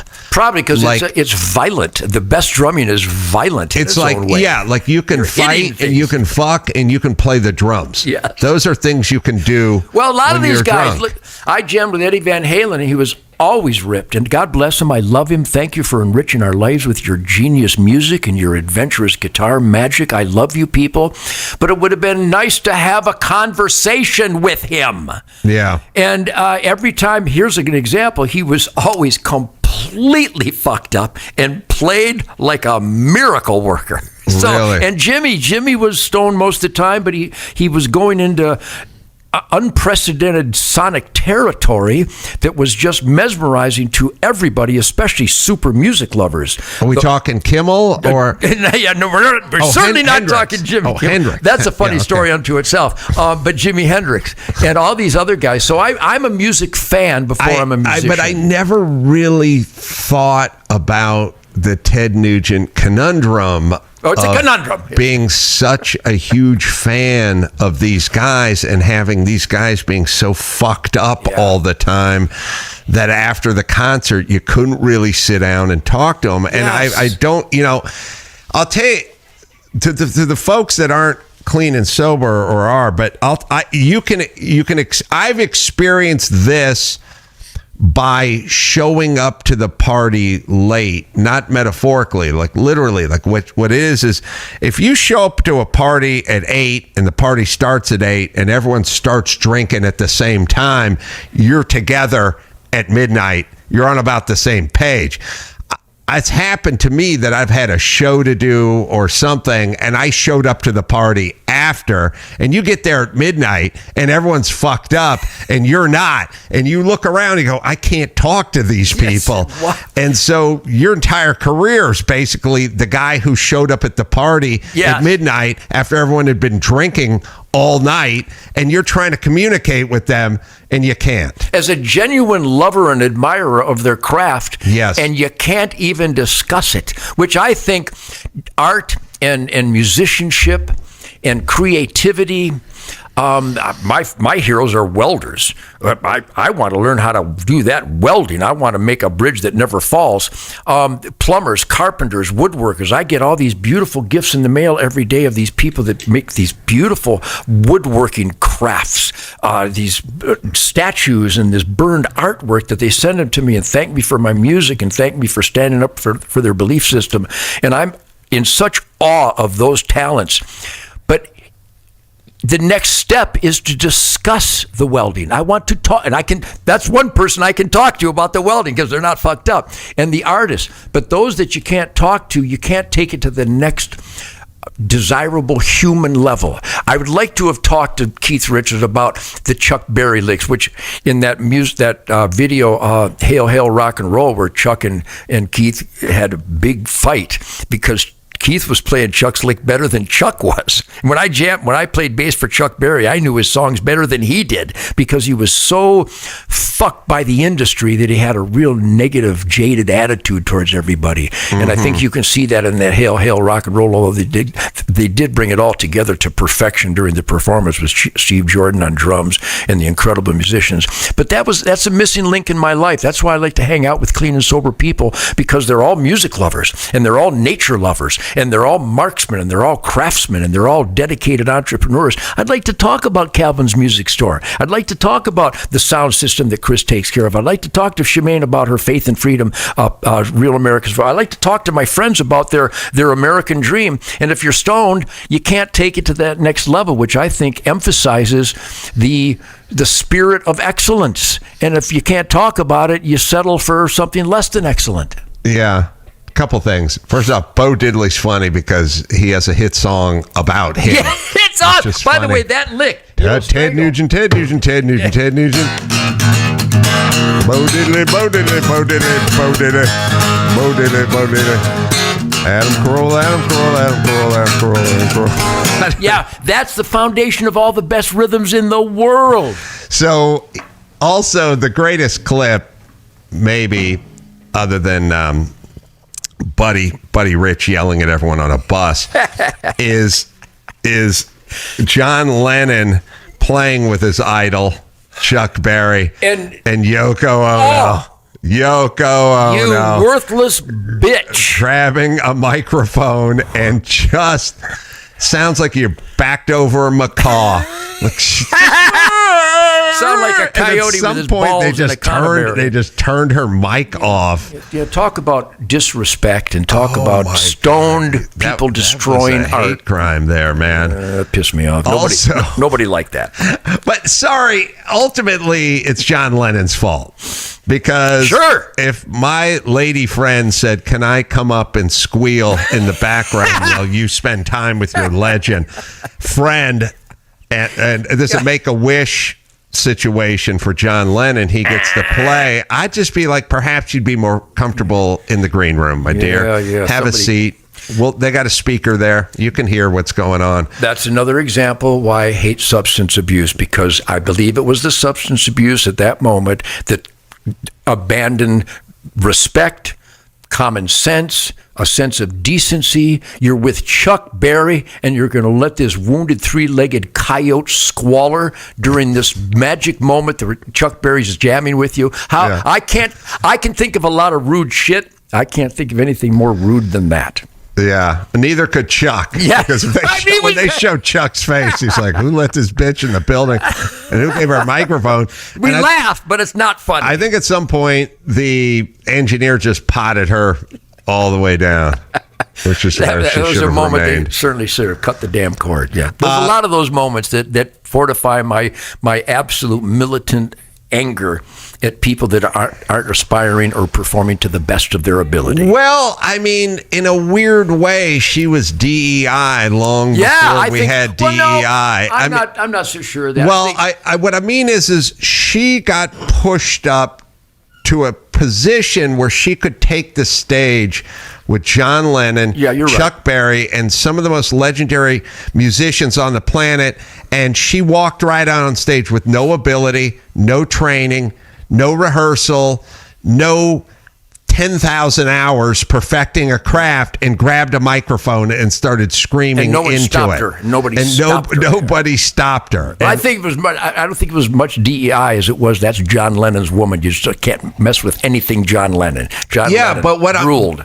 I'm saying DEI, not so much racially, but more like somebody decided she needed to be at the front of the line and nobody was going to say anything about it. Yeah, I bet you and I, if we were around John Lennon, he could do anything he wanted to do. We wouldn't have interfered. I'll bet you, because we're in such awe of his musical enrichment that he blessed us with. I would have grabbed that guitar and gone full El Kabong on that bitch.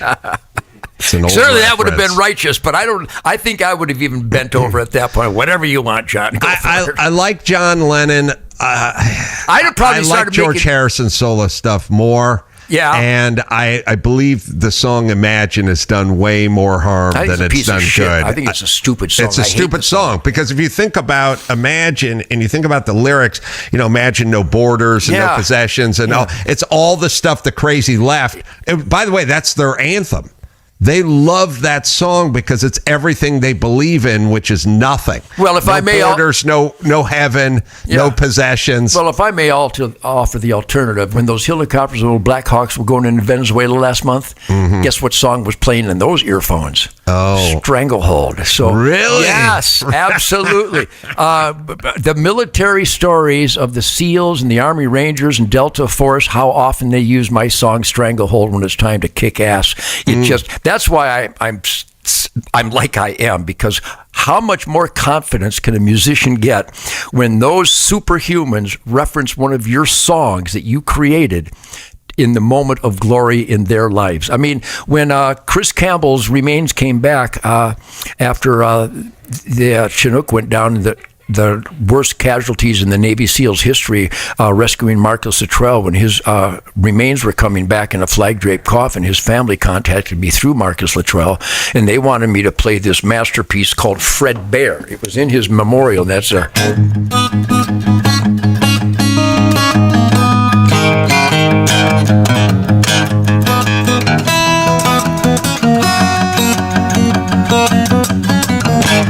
There I was, back in the wild again.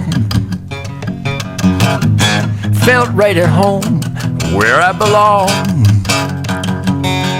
And it goes on and on. It's a powerful piece of music that people have embraced more than Stranglehold. I gotta say, when I was looking up your hits and Spotify and, you know, sort of in order of appearance, Fred Bear's right up there. Fred Bear's number 2. Yes. I was surprised. But anyhow, they wanted me to... Wango Tango. Or you can yank me, or you can crank me, yes, but don't wake up me and don't thank me. Yeah, what a love song. I am the master of love songs. I've come to that You should be doing greeting cards. Forget about rock music. You know, Adam, I know you know music. I know you know comedy. Two very important things in life. Horsepower. Can you imagine someone who's had more fun with not just a musical career, but any career than I have? I defy you to come up with a name of anybody that has more fun with his chosen path in life than I have. And I attribute a lot of that, not just to dedication, work ethic, defiance, middle finger glory, but clean and sober, because everything works really good. The brain knows what Mr. Soul is doing. Mr. Soul knows what Mr. Heart is doing. And it all comes out, whether it's a mystical flight of the air or giving little girls guitar picks or playing a song about a dead guy named Fred Bear that a Navy SEAL wants to play at his memorial. I could go on. But I'm old. I'm 77. Today I kind of look like a homeless guy. But underneath his beard is a really handsome young man. The point is, it's 2026. How can I look you in the eye and 100% honestly tell you I'm having more fun than ever? Well, Priorities. Having that as a mantra is pretty powerful as well. Yes. I talk to people all the time and they just go, I think I'm not feeling because I ate some red meat and I feel like I may be allergic to pollen. I think there's something going on. And I always tell people, stop telling me what's wrong with you all the time. You ate dairy. You ate some wheat. You ate something. There's something going on. Is there mold in this building? Because I feel tired.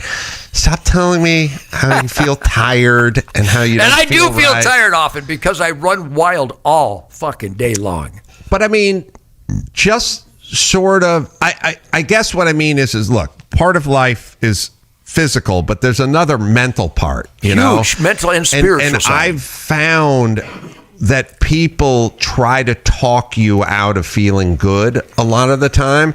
And maybe this is a little cathartic, but my mom was that way, you know, like I'd go, I'm doing Letterman next week. And she'd go, a lot of stress, very stressful. Very stressful. And I'd go, what do you mean? I get to do Letterman. That's yeah, right. but that has it's to all be positive. That it's all has wonderful. to be stressful. And I'm like, no.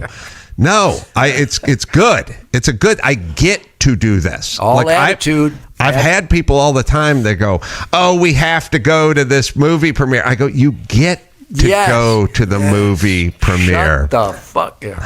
All right, Ted, let me give you a plug, by the way, before... there's so much going on. Go to tednugent.com and see my vapor trail of fun and outrage and defiance and middle finger. I had a bumper crop of middle fingers this year. Yes. So people should check that out. Yes. And it's not the best way to do it. I know you got gigs coming up at tednugent.com. Yeah, we're transitioning that. The only transition I authorize, but we're transitioning from my current website to a new tednugent.com. But we do a lot of charity work. We have a Ted Nugent Camp for Kids for 36 years, training thousands and thousands of kids in the heartland to be disciplined and to know how to be an environmentalist and leave things cleaner than we found them, to be hunters and fishermen, safe gun handlers, disciplined marksmen, know how to do community work and be an asset to their family instead of a liability, starting with being clean and sober. So the Ted Nugent Camp for Kids has had volunteers and such success stories. We have parents now bringing their children to the Ted Nugent Camp for Kids who were kids at my camp 30 years ago. So that's, I think, the most powerful stuff that we do. All right, with Ted, always great to catch up. Yes. And we'll take a break. We'll come back with the news right after this. O'Reilly Auto Parts. O'Reilly Auto Parts is in the business of keeping your car on the road. They offer friendly, helpful service and all the knowledge you need. If you can't figure out why your car's having an issue, and sometimes I can't figure it out, well, then my first call is always to O'Reilly. They have thousands of parts in stock and can test your battery for free. Need wiper blades? They'll help you out. Brake lights, quick fix. They'll get you the right part. Everyone who works there is knowledgeable and friendly. The professional parts people at O'Reilly Auto, well, they're your one-stop shop for DIY auto stuff. You can do it in-store. You can do it online. Either way, you always go with O'Reilly. Am I right, Dawson? Stop by O'Reilly Auto Parts today or visit us at O'ReillyAuto.com/Adam. That's O'ReillyAuto.com/Adam. Pluto TV has thousands of free movies and TV shows. I swear. If I'm lying, I'm dying. This is the mindset. Free. This is the mantra. Free. This is the mindset.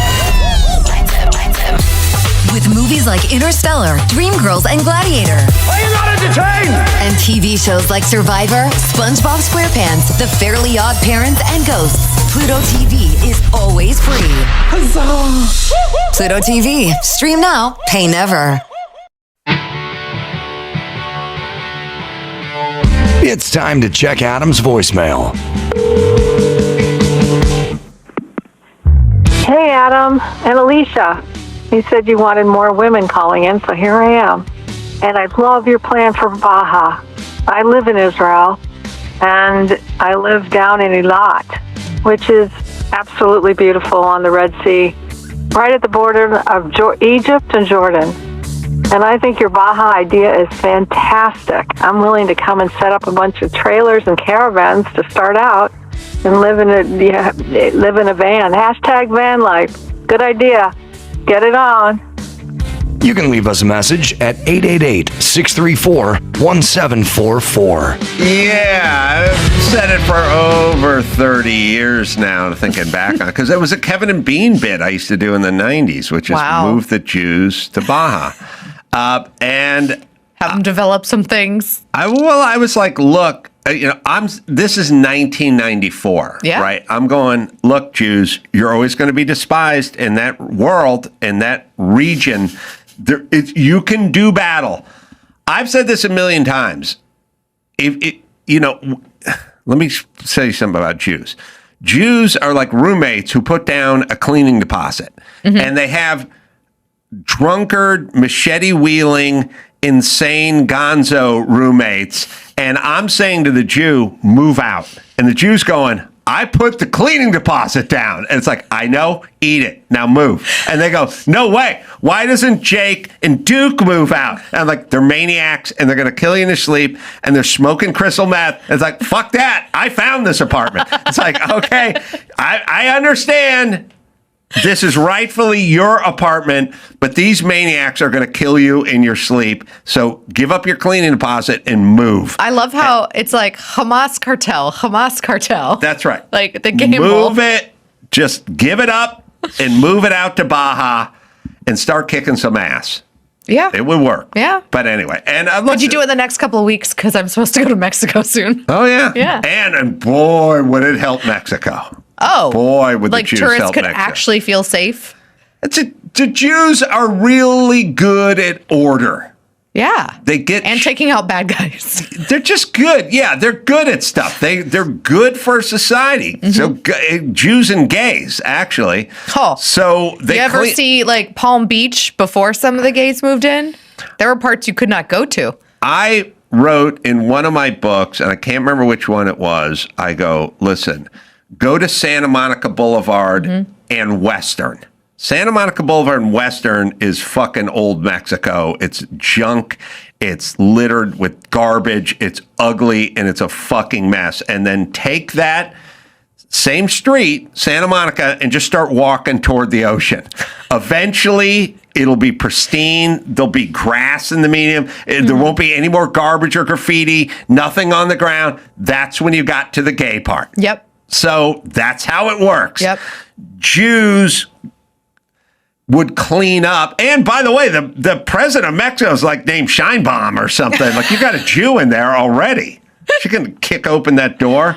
Let some of those Jews when she's in. not trying to give the cartels their rights. Did you see that? Oh yeah. She was talking about how like, well, they have like rights too, and it's like she's a shit show, but she has a familiar last name. She may be in the tribe, and she could help open doors in Baja. She is in the tribe. She's in the tribe. Okay, and listen, you guys, you do gefilte fish, but a fish taco is kick ass. And don't start. And there's no dairy on it. Yeah. So you're like not mixing. Don't start doing a gefilte fish taco. That's a shit show. People are like, Jews are nuts. Jews are like, wouldn't it be great if I don't Jell-O... know if we're going to get like so much love or so much hate for this. Jews are like, wouldn't it be great if Jell-O came in cod flavor? Ugh. No. But Rugola's real good. They do some good stuff, but they do some stunt eating too. Lots of tongue, lots of organs. You know what I mean? I mean, the organs are typically high in iron. I know, like pretty good for you. like chicken gizzards, a chicken liver. Ugh. My grandfather, all he wanted was some stuffed goose liver. That's all he wanted. He sat there in North Hollywood. It's like, if I could only get my hands on stuff on goose liver, fattened goose liver. Yeah, it's like a pate. Like he makes a pate out of but it? it's like, hey, we got laws in this country. I do like a pate. They used to feed, they force feed them. I know. Anyway. I know. All right. I also like veal. I have no qualms about eating animals of all ages and sizes. All right. News. The news. Katie Couric recently interviewed Gavin Newsom, and to her credit, she did kind of lay out some stats on California and like why would anybody want to live there. But then she faced online roasting after a snippet of the interview with Gavin appeared online, asking if he's too good looking and if that's a problem for him. Yes. Do you have a Zoolander problem? No, Jesus. Yeah, Zoolander. Are you just ridiculously good looking, as Vogue said? Hardly. No, seriously, what do you do about that? You don't do anything about it, because if you're going to do something about it, then you're bullshitting people. You know what? I am who I am. And it's fine. You don't have to like me. Or maybe you like a slick person. I don't know. Whatever. It's okay. But the reason why I brought it up because you talked about being authentic, and I think it sometimes works against you. Yeah, it's just who I am.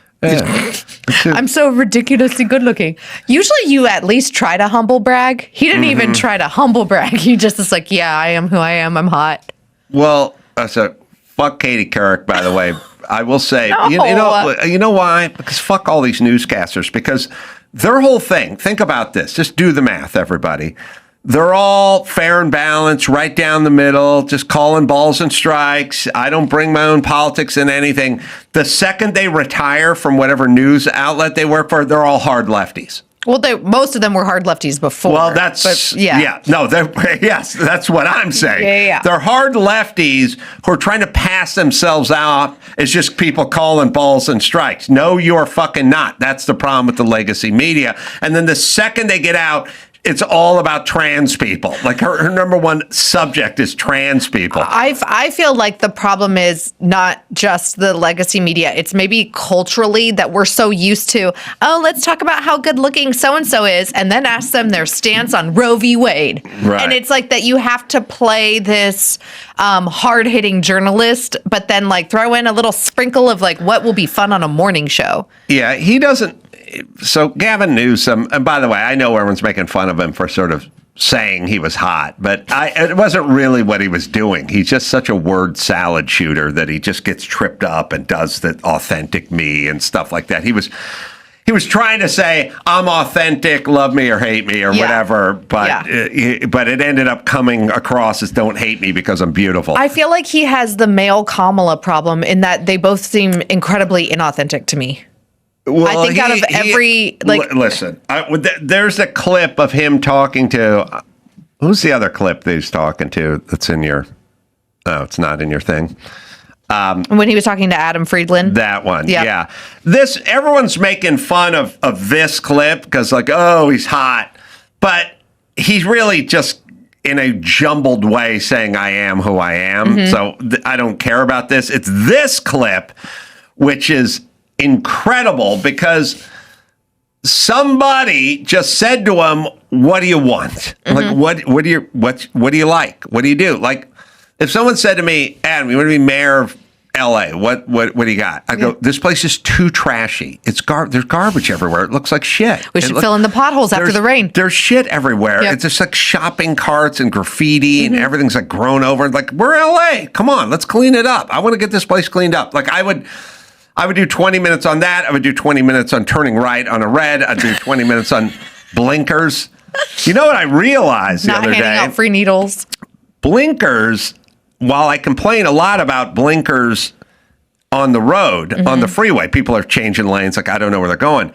The worst is I was in a kind of crowded parking lot the other day. And it's like, you're going this way and the other person's coming the other way. And you're like looking at them. They're looking at you. And it's like, are you turning? Like, I don't know. I would, if you're turning, I would, but you're not doing anything. And now I go in front of you and then you turn. Like, it's even worse in the crowded parking lot. Like, I don't know where you're going. All right. So this is Gavin Newsom being asked, like, what are your subjects? Yeah. What are you passionate about? And he says, what is your defined political project? Like, what throughout your career and like right now? Like, what is the thing you want to accomplish, like, politically? I don't have in your life. I don't have like a brand. I don't have a tag, "Make America Great," or I don't, the Great Society. Or, all right, pause it there. First off, you don't have to turn it into a you're above it question. He's saying, is it taxes? Is it homelessness? What are you going to do? The bullet train? Like, yeah, I don't do cute one-word answers for. It's like, no, that's not what he's asking for. He wants to know what your subjects are that you're passionate about. So anyway, he's education. He's right. Oh no, he's above it all with his "Make America Great Again" or whatever. But all right, here it is. I don't have like a brand. I don't have a tag, "Make America Great," or I don't, the Great Society, or something like Medicare for all the billionaires. But for me, no bullshit. It's just standing up for ideals, striking out against injustice. It defines my wide. All right, hold on. What ideals? Well, he's striking out against injustice. Okay, but his version of striking out against injustice is letting as many people come and live in your city illegally as you want. But that's not my version and giving of them striking out. Yeah, against and lowering felonies to misdemeanors. And letting males kick ass on females in sports. That's his idea of injustice. But that's the opposite of justice for me. But also he knows that that's the opposite of justice for not just you and I, but the majority of Americans. And as he's gearing up to run for president, he doesn't want it on tape saying that he stands for those things. So this is why he uses the broad word salad. But he's such a narcissistic douche that somebody is asking him, what do you want? And most people got to get nuts and boltsy at this point. Infrastructure, school, homeless, whatever, education.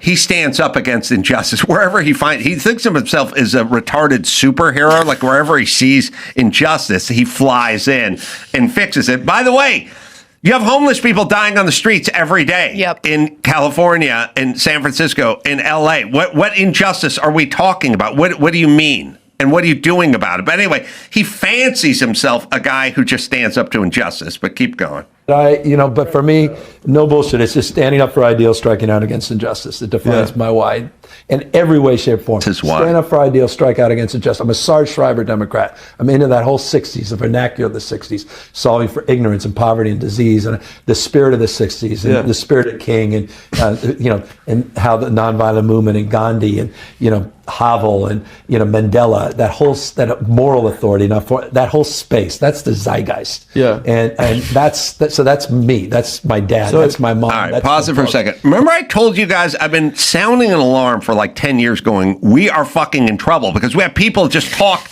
about ideas and they never do anything. Like, this does not get you a dam built. This does not get you lower gas prices. This does not give you lower energy prices. It doesn't get that tram to LAX finished. It doesn't get the bullet train done. It's just you standing up. It doesn't. And by the way, you're just standing up and fighting Trump. Meanwhile, your fucking state's falling apart. I want some actual. I want to know what's on the menu. I want the specials. I also, what about Mandela? Like, what about MLK? What about the 60s? Because part of the 60s was no bueno for the country, including like the sex and drug movement. Right. All right. Like, so, okay. But he's taking this time to move his hands a lot and explain to everyone. He uses his hands more than I do. He's a hero. He's basically explaining that he's a hero, but he's got no specifics. But all right, keep playing it. He's the spirit of the 60s and the spirit of King and, and how the nonviolent movement and Gandhi and, Havel and, Mandela, that moral authority, that whole space, that's the zeitgeist. Yeah. And that's me. That's my dad. That's my mom. That's the book. And that's my why. And so that's his standing why. up for ideals is what Gay Marriage. It was about work I'm doing right now to sort of push back. All right, pause it. Okay, listen. In a state that has huge problems. Yes. That just burned to the ground because we didn't have the proper infrastructure and we didn't clear the forest and all this kind of stuff. The first tangible topic he brought up was gay marriage. Mm-hmm. This is what I'm talking about. All these fuckers want to talk about trans and the gay movement. It's all they want to fight. Here's my whole thing. Mm-hmm. Manage the forest, fix the reservoirs, get water flowing through the hydrants, get rid of the crazy homeless people, fill the potholes, pick up the garbage, clean up the graffiti, and then we can talk about the trans issue. How about that? How about that? Also, maybe like teaching our kids to read in school would be nice. Yes, absolutely. Gay marriage is the first thing he brings up. Gay marriage is 28 years old, and it's already been codified. It's illegal. Leave it alone. But he's a champion for gay marriage. Gay marriage doesn't stop the Palisades from burning down. Mm-hmm. All right, thanks. Here we go. Why? And so standing up for ideals is what Gay Marriage. It was about work I'm doing right now to sort of push back. We can lose this country. And just push feeling like I have to be held to account and strike out against the injustices of the day. So if you had to define it, like, vote I need for your help me to define and you get Well, you tell X. me. You're better. What? I don't know. I don't know who you. I just gave you my why, but how do you translate that into human? What? So you got to I love that guy. The guy basically. Pause. That's a meme for Gavin Newsom. That guy just going what? What? Hey, politician guy. I asked you what your topics were 5 minutes ago, and you talked about Mandela striking a fight for gay marriage. Yeah. And striking out He against literally injustice. said, quote, so if you had to define it, vote for me and you get X. And Newsom's like, I just gave you that.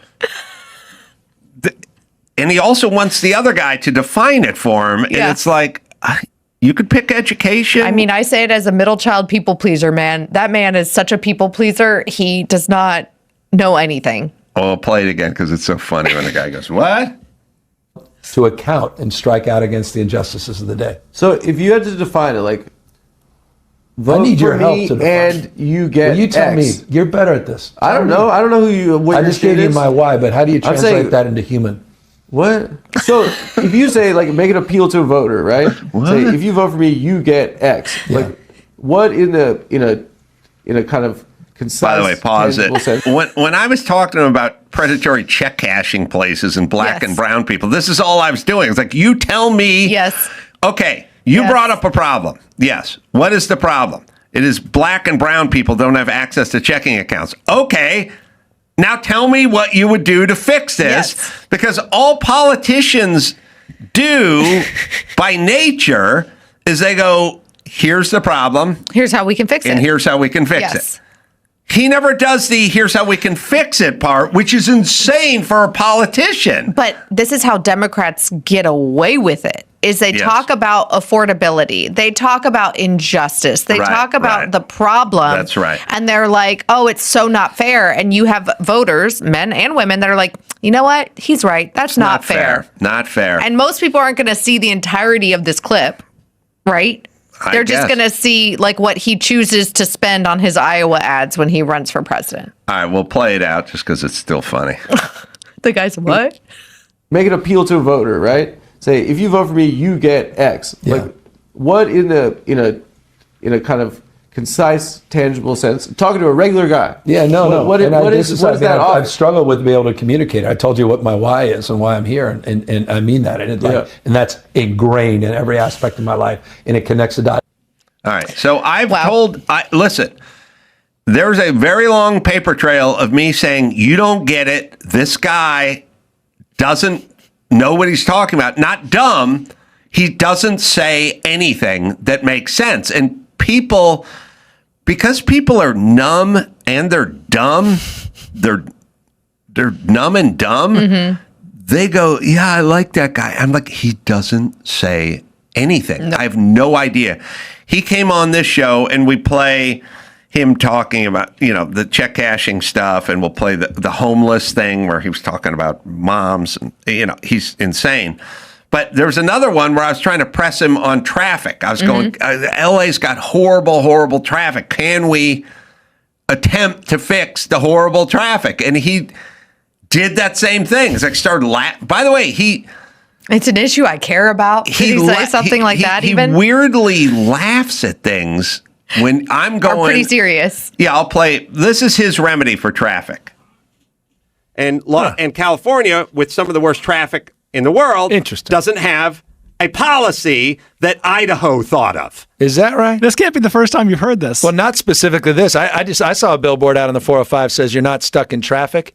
And you're thinking, how the hell, what does that mean? It says you are traffic, which I kind of like, which sort of made the point about our own behavior. That said, I hate the blocking the box stuff, which we don't enforce. So his resolve is to don't drive to work?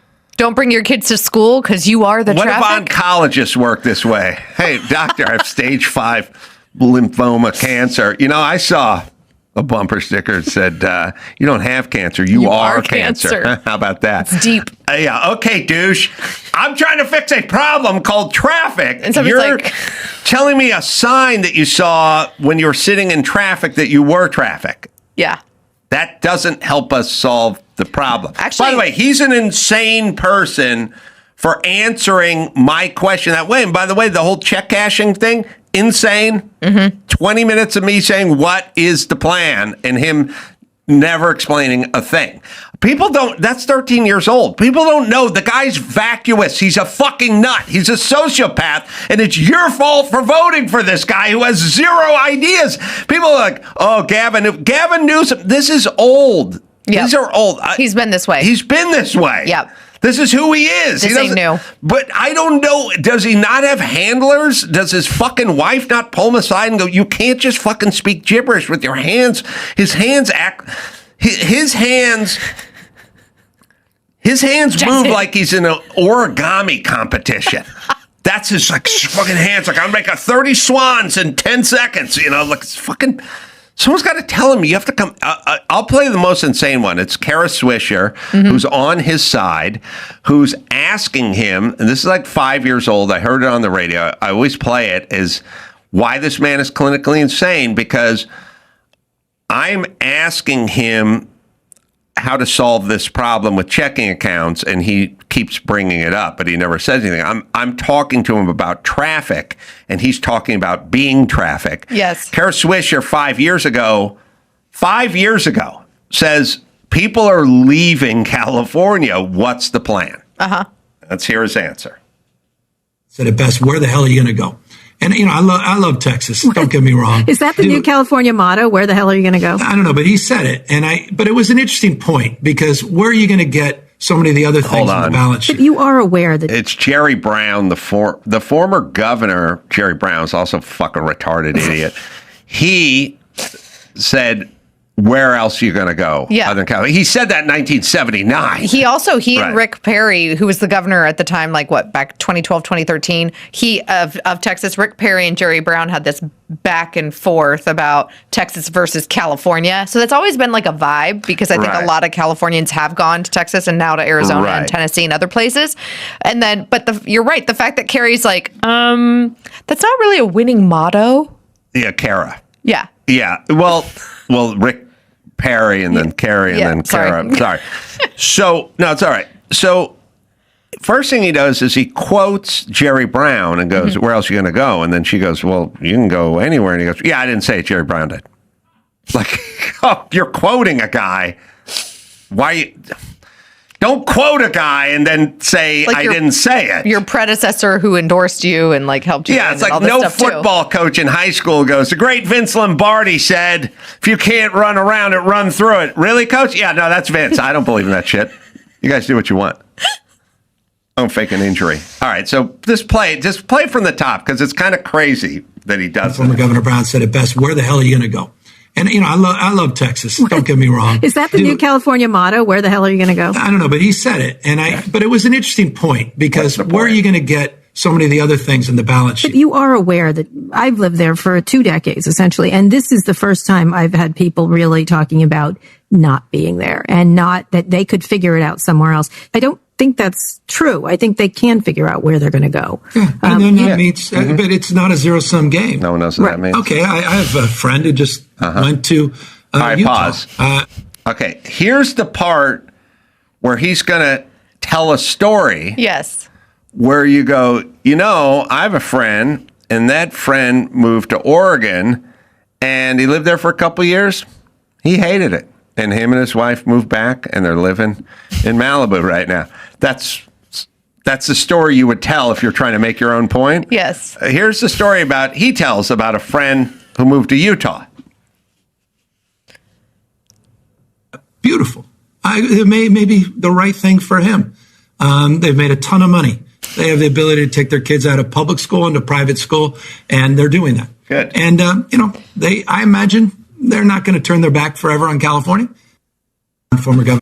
Okay, so your example is I know a couple that moved out. And they love it. And they can afford more stuff. And hypothetically, he may move back one day, except for I don't think he ever's going to because he seems to be having a pretty good time in Provo. If he does, it'll be 6 months and 1 day in Utah, and then the rest of the time here in California. All right, that answer is the same answer you get with you aren't stuck in traffic, you are traffic. Yeah. Like, hey, people are leaving. What do you have to say, Governor? I know people who left. Okay. Nice job. He's clinically insane to provide those kinds of answers in these kinds of forums. And I've told people about this forever, and they don't seem to listen to me, but maybe the word is getting out. Hopefully. All right. You can go to adamcarolla.com. I got live shows coming out. Santa Ana, we're going to do the Jordan Family Classic Car Museum over there with the Paul Newman collection coming up March 22nd. Then off to Norfolk, Nebraska. Just go to adamcarolla.com for all live stuff. Alicia Krause going to be in Lincoln this weekend doing a wonderful speaking engagement there. AliciaKrause.com is where you go. And the great Ted Nugent. Until next time, it's Adam for Ted and Alicia saying mahalo.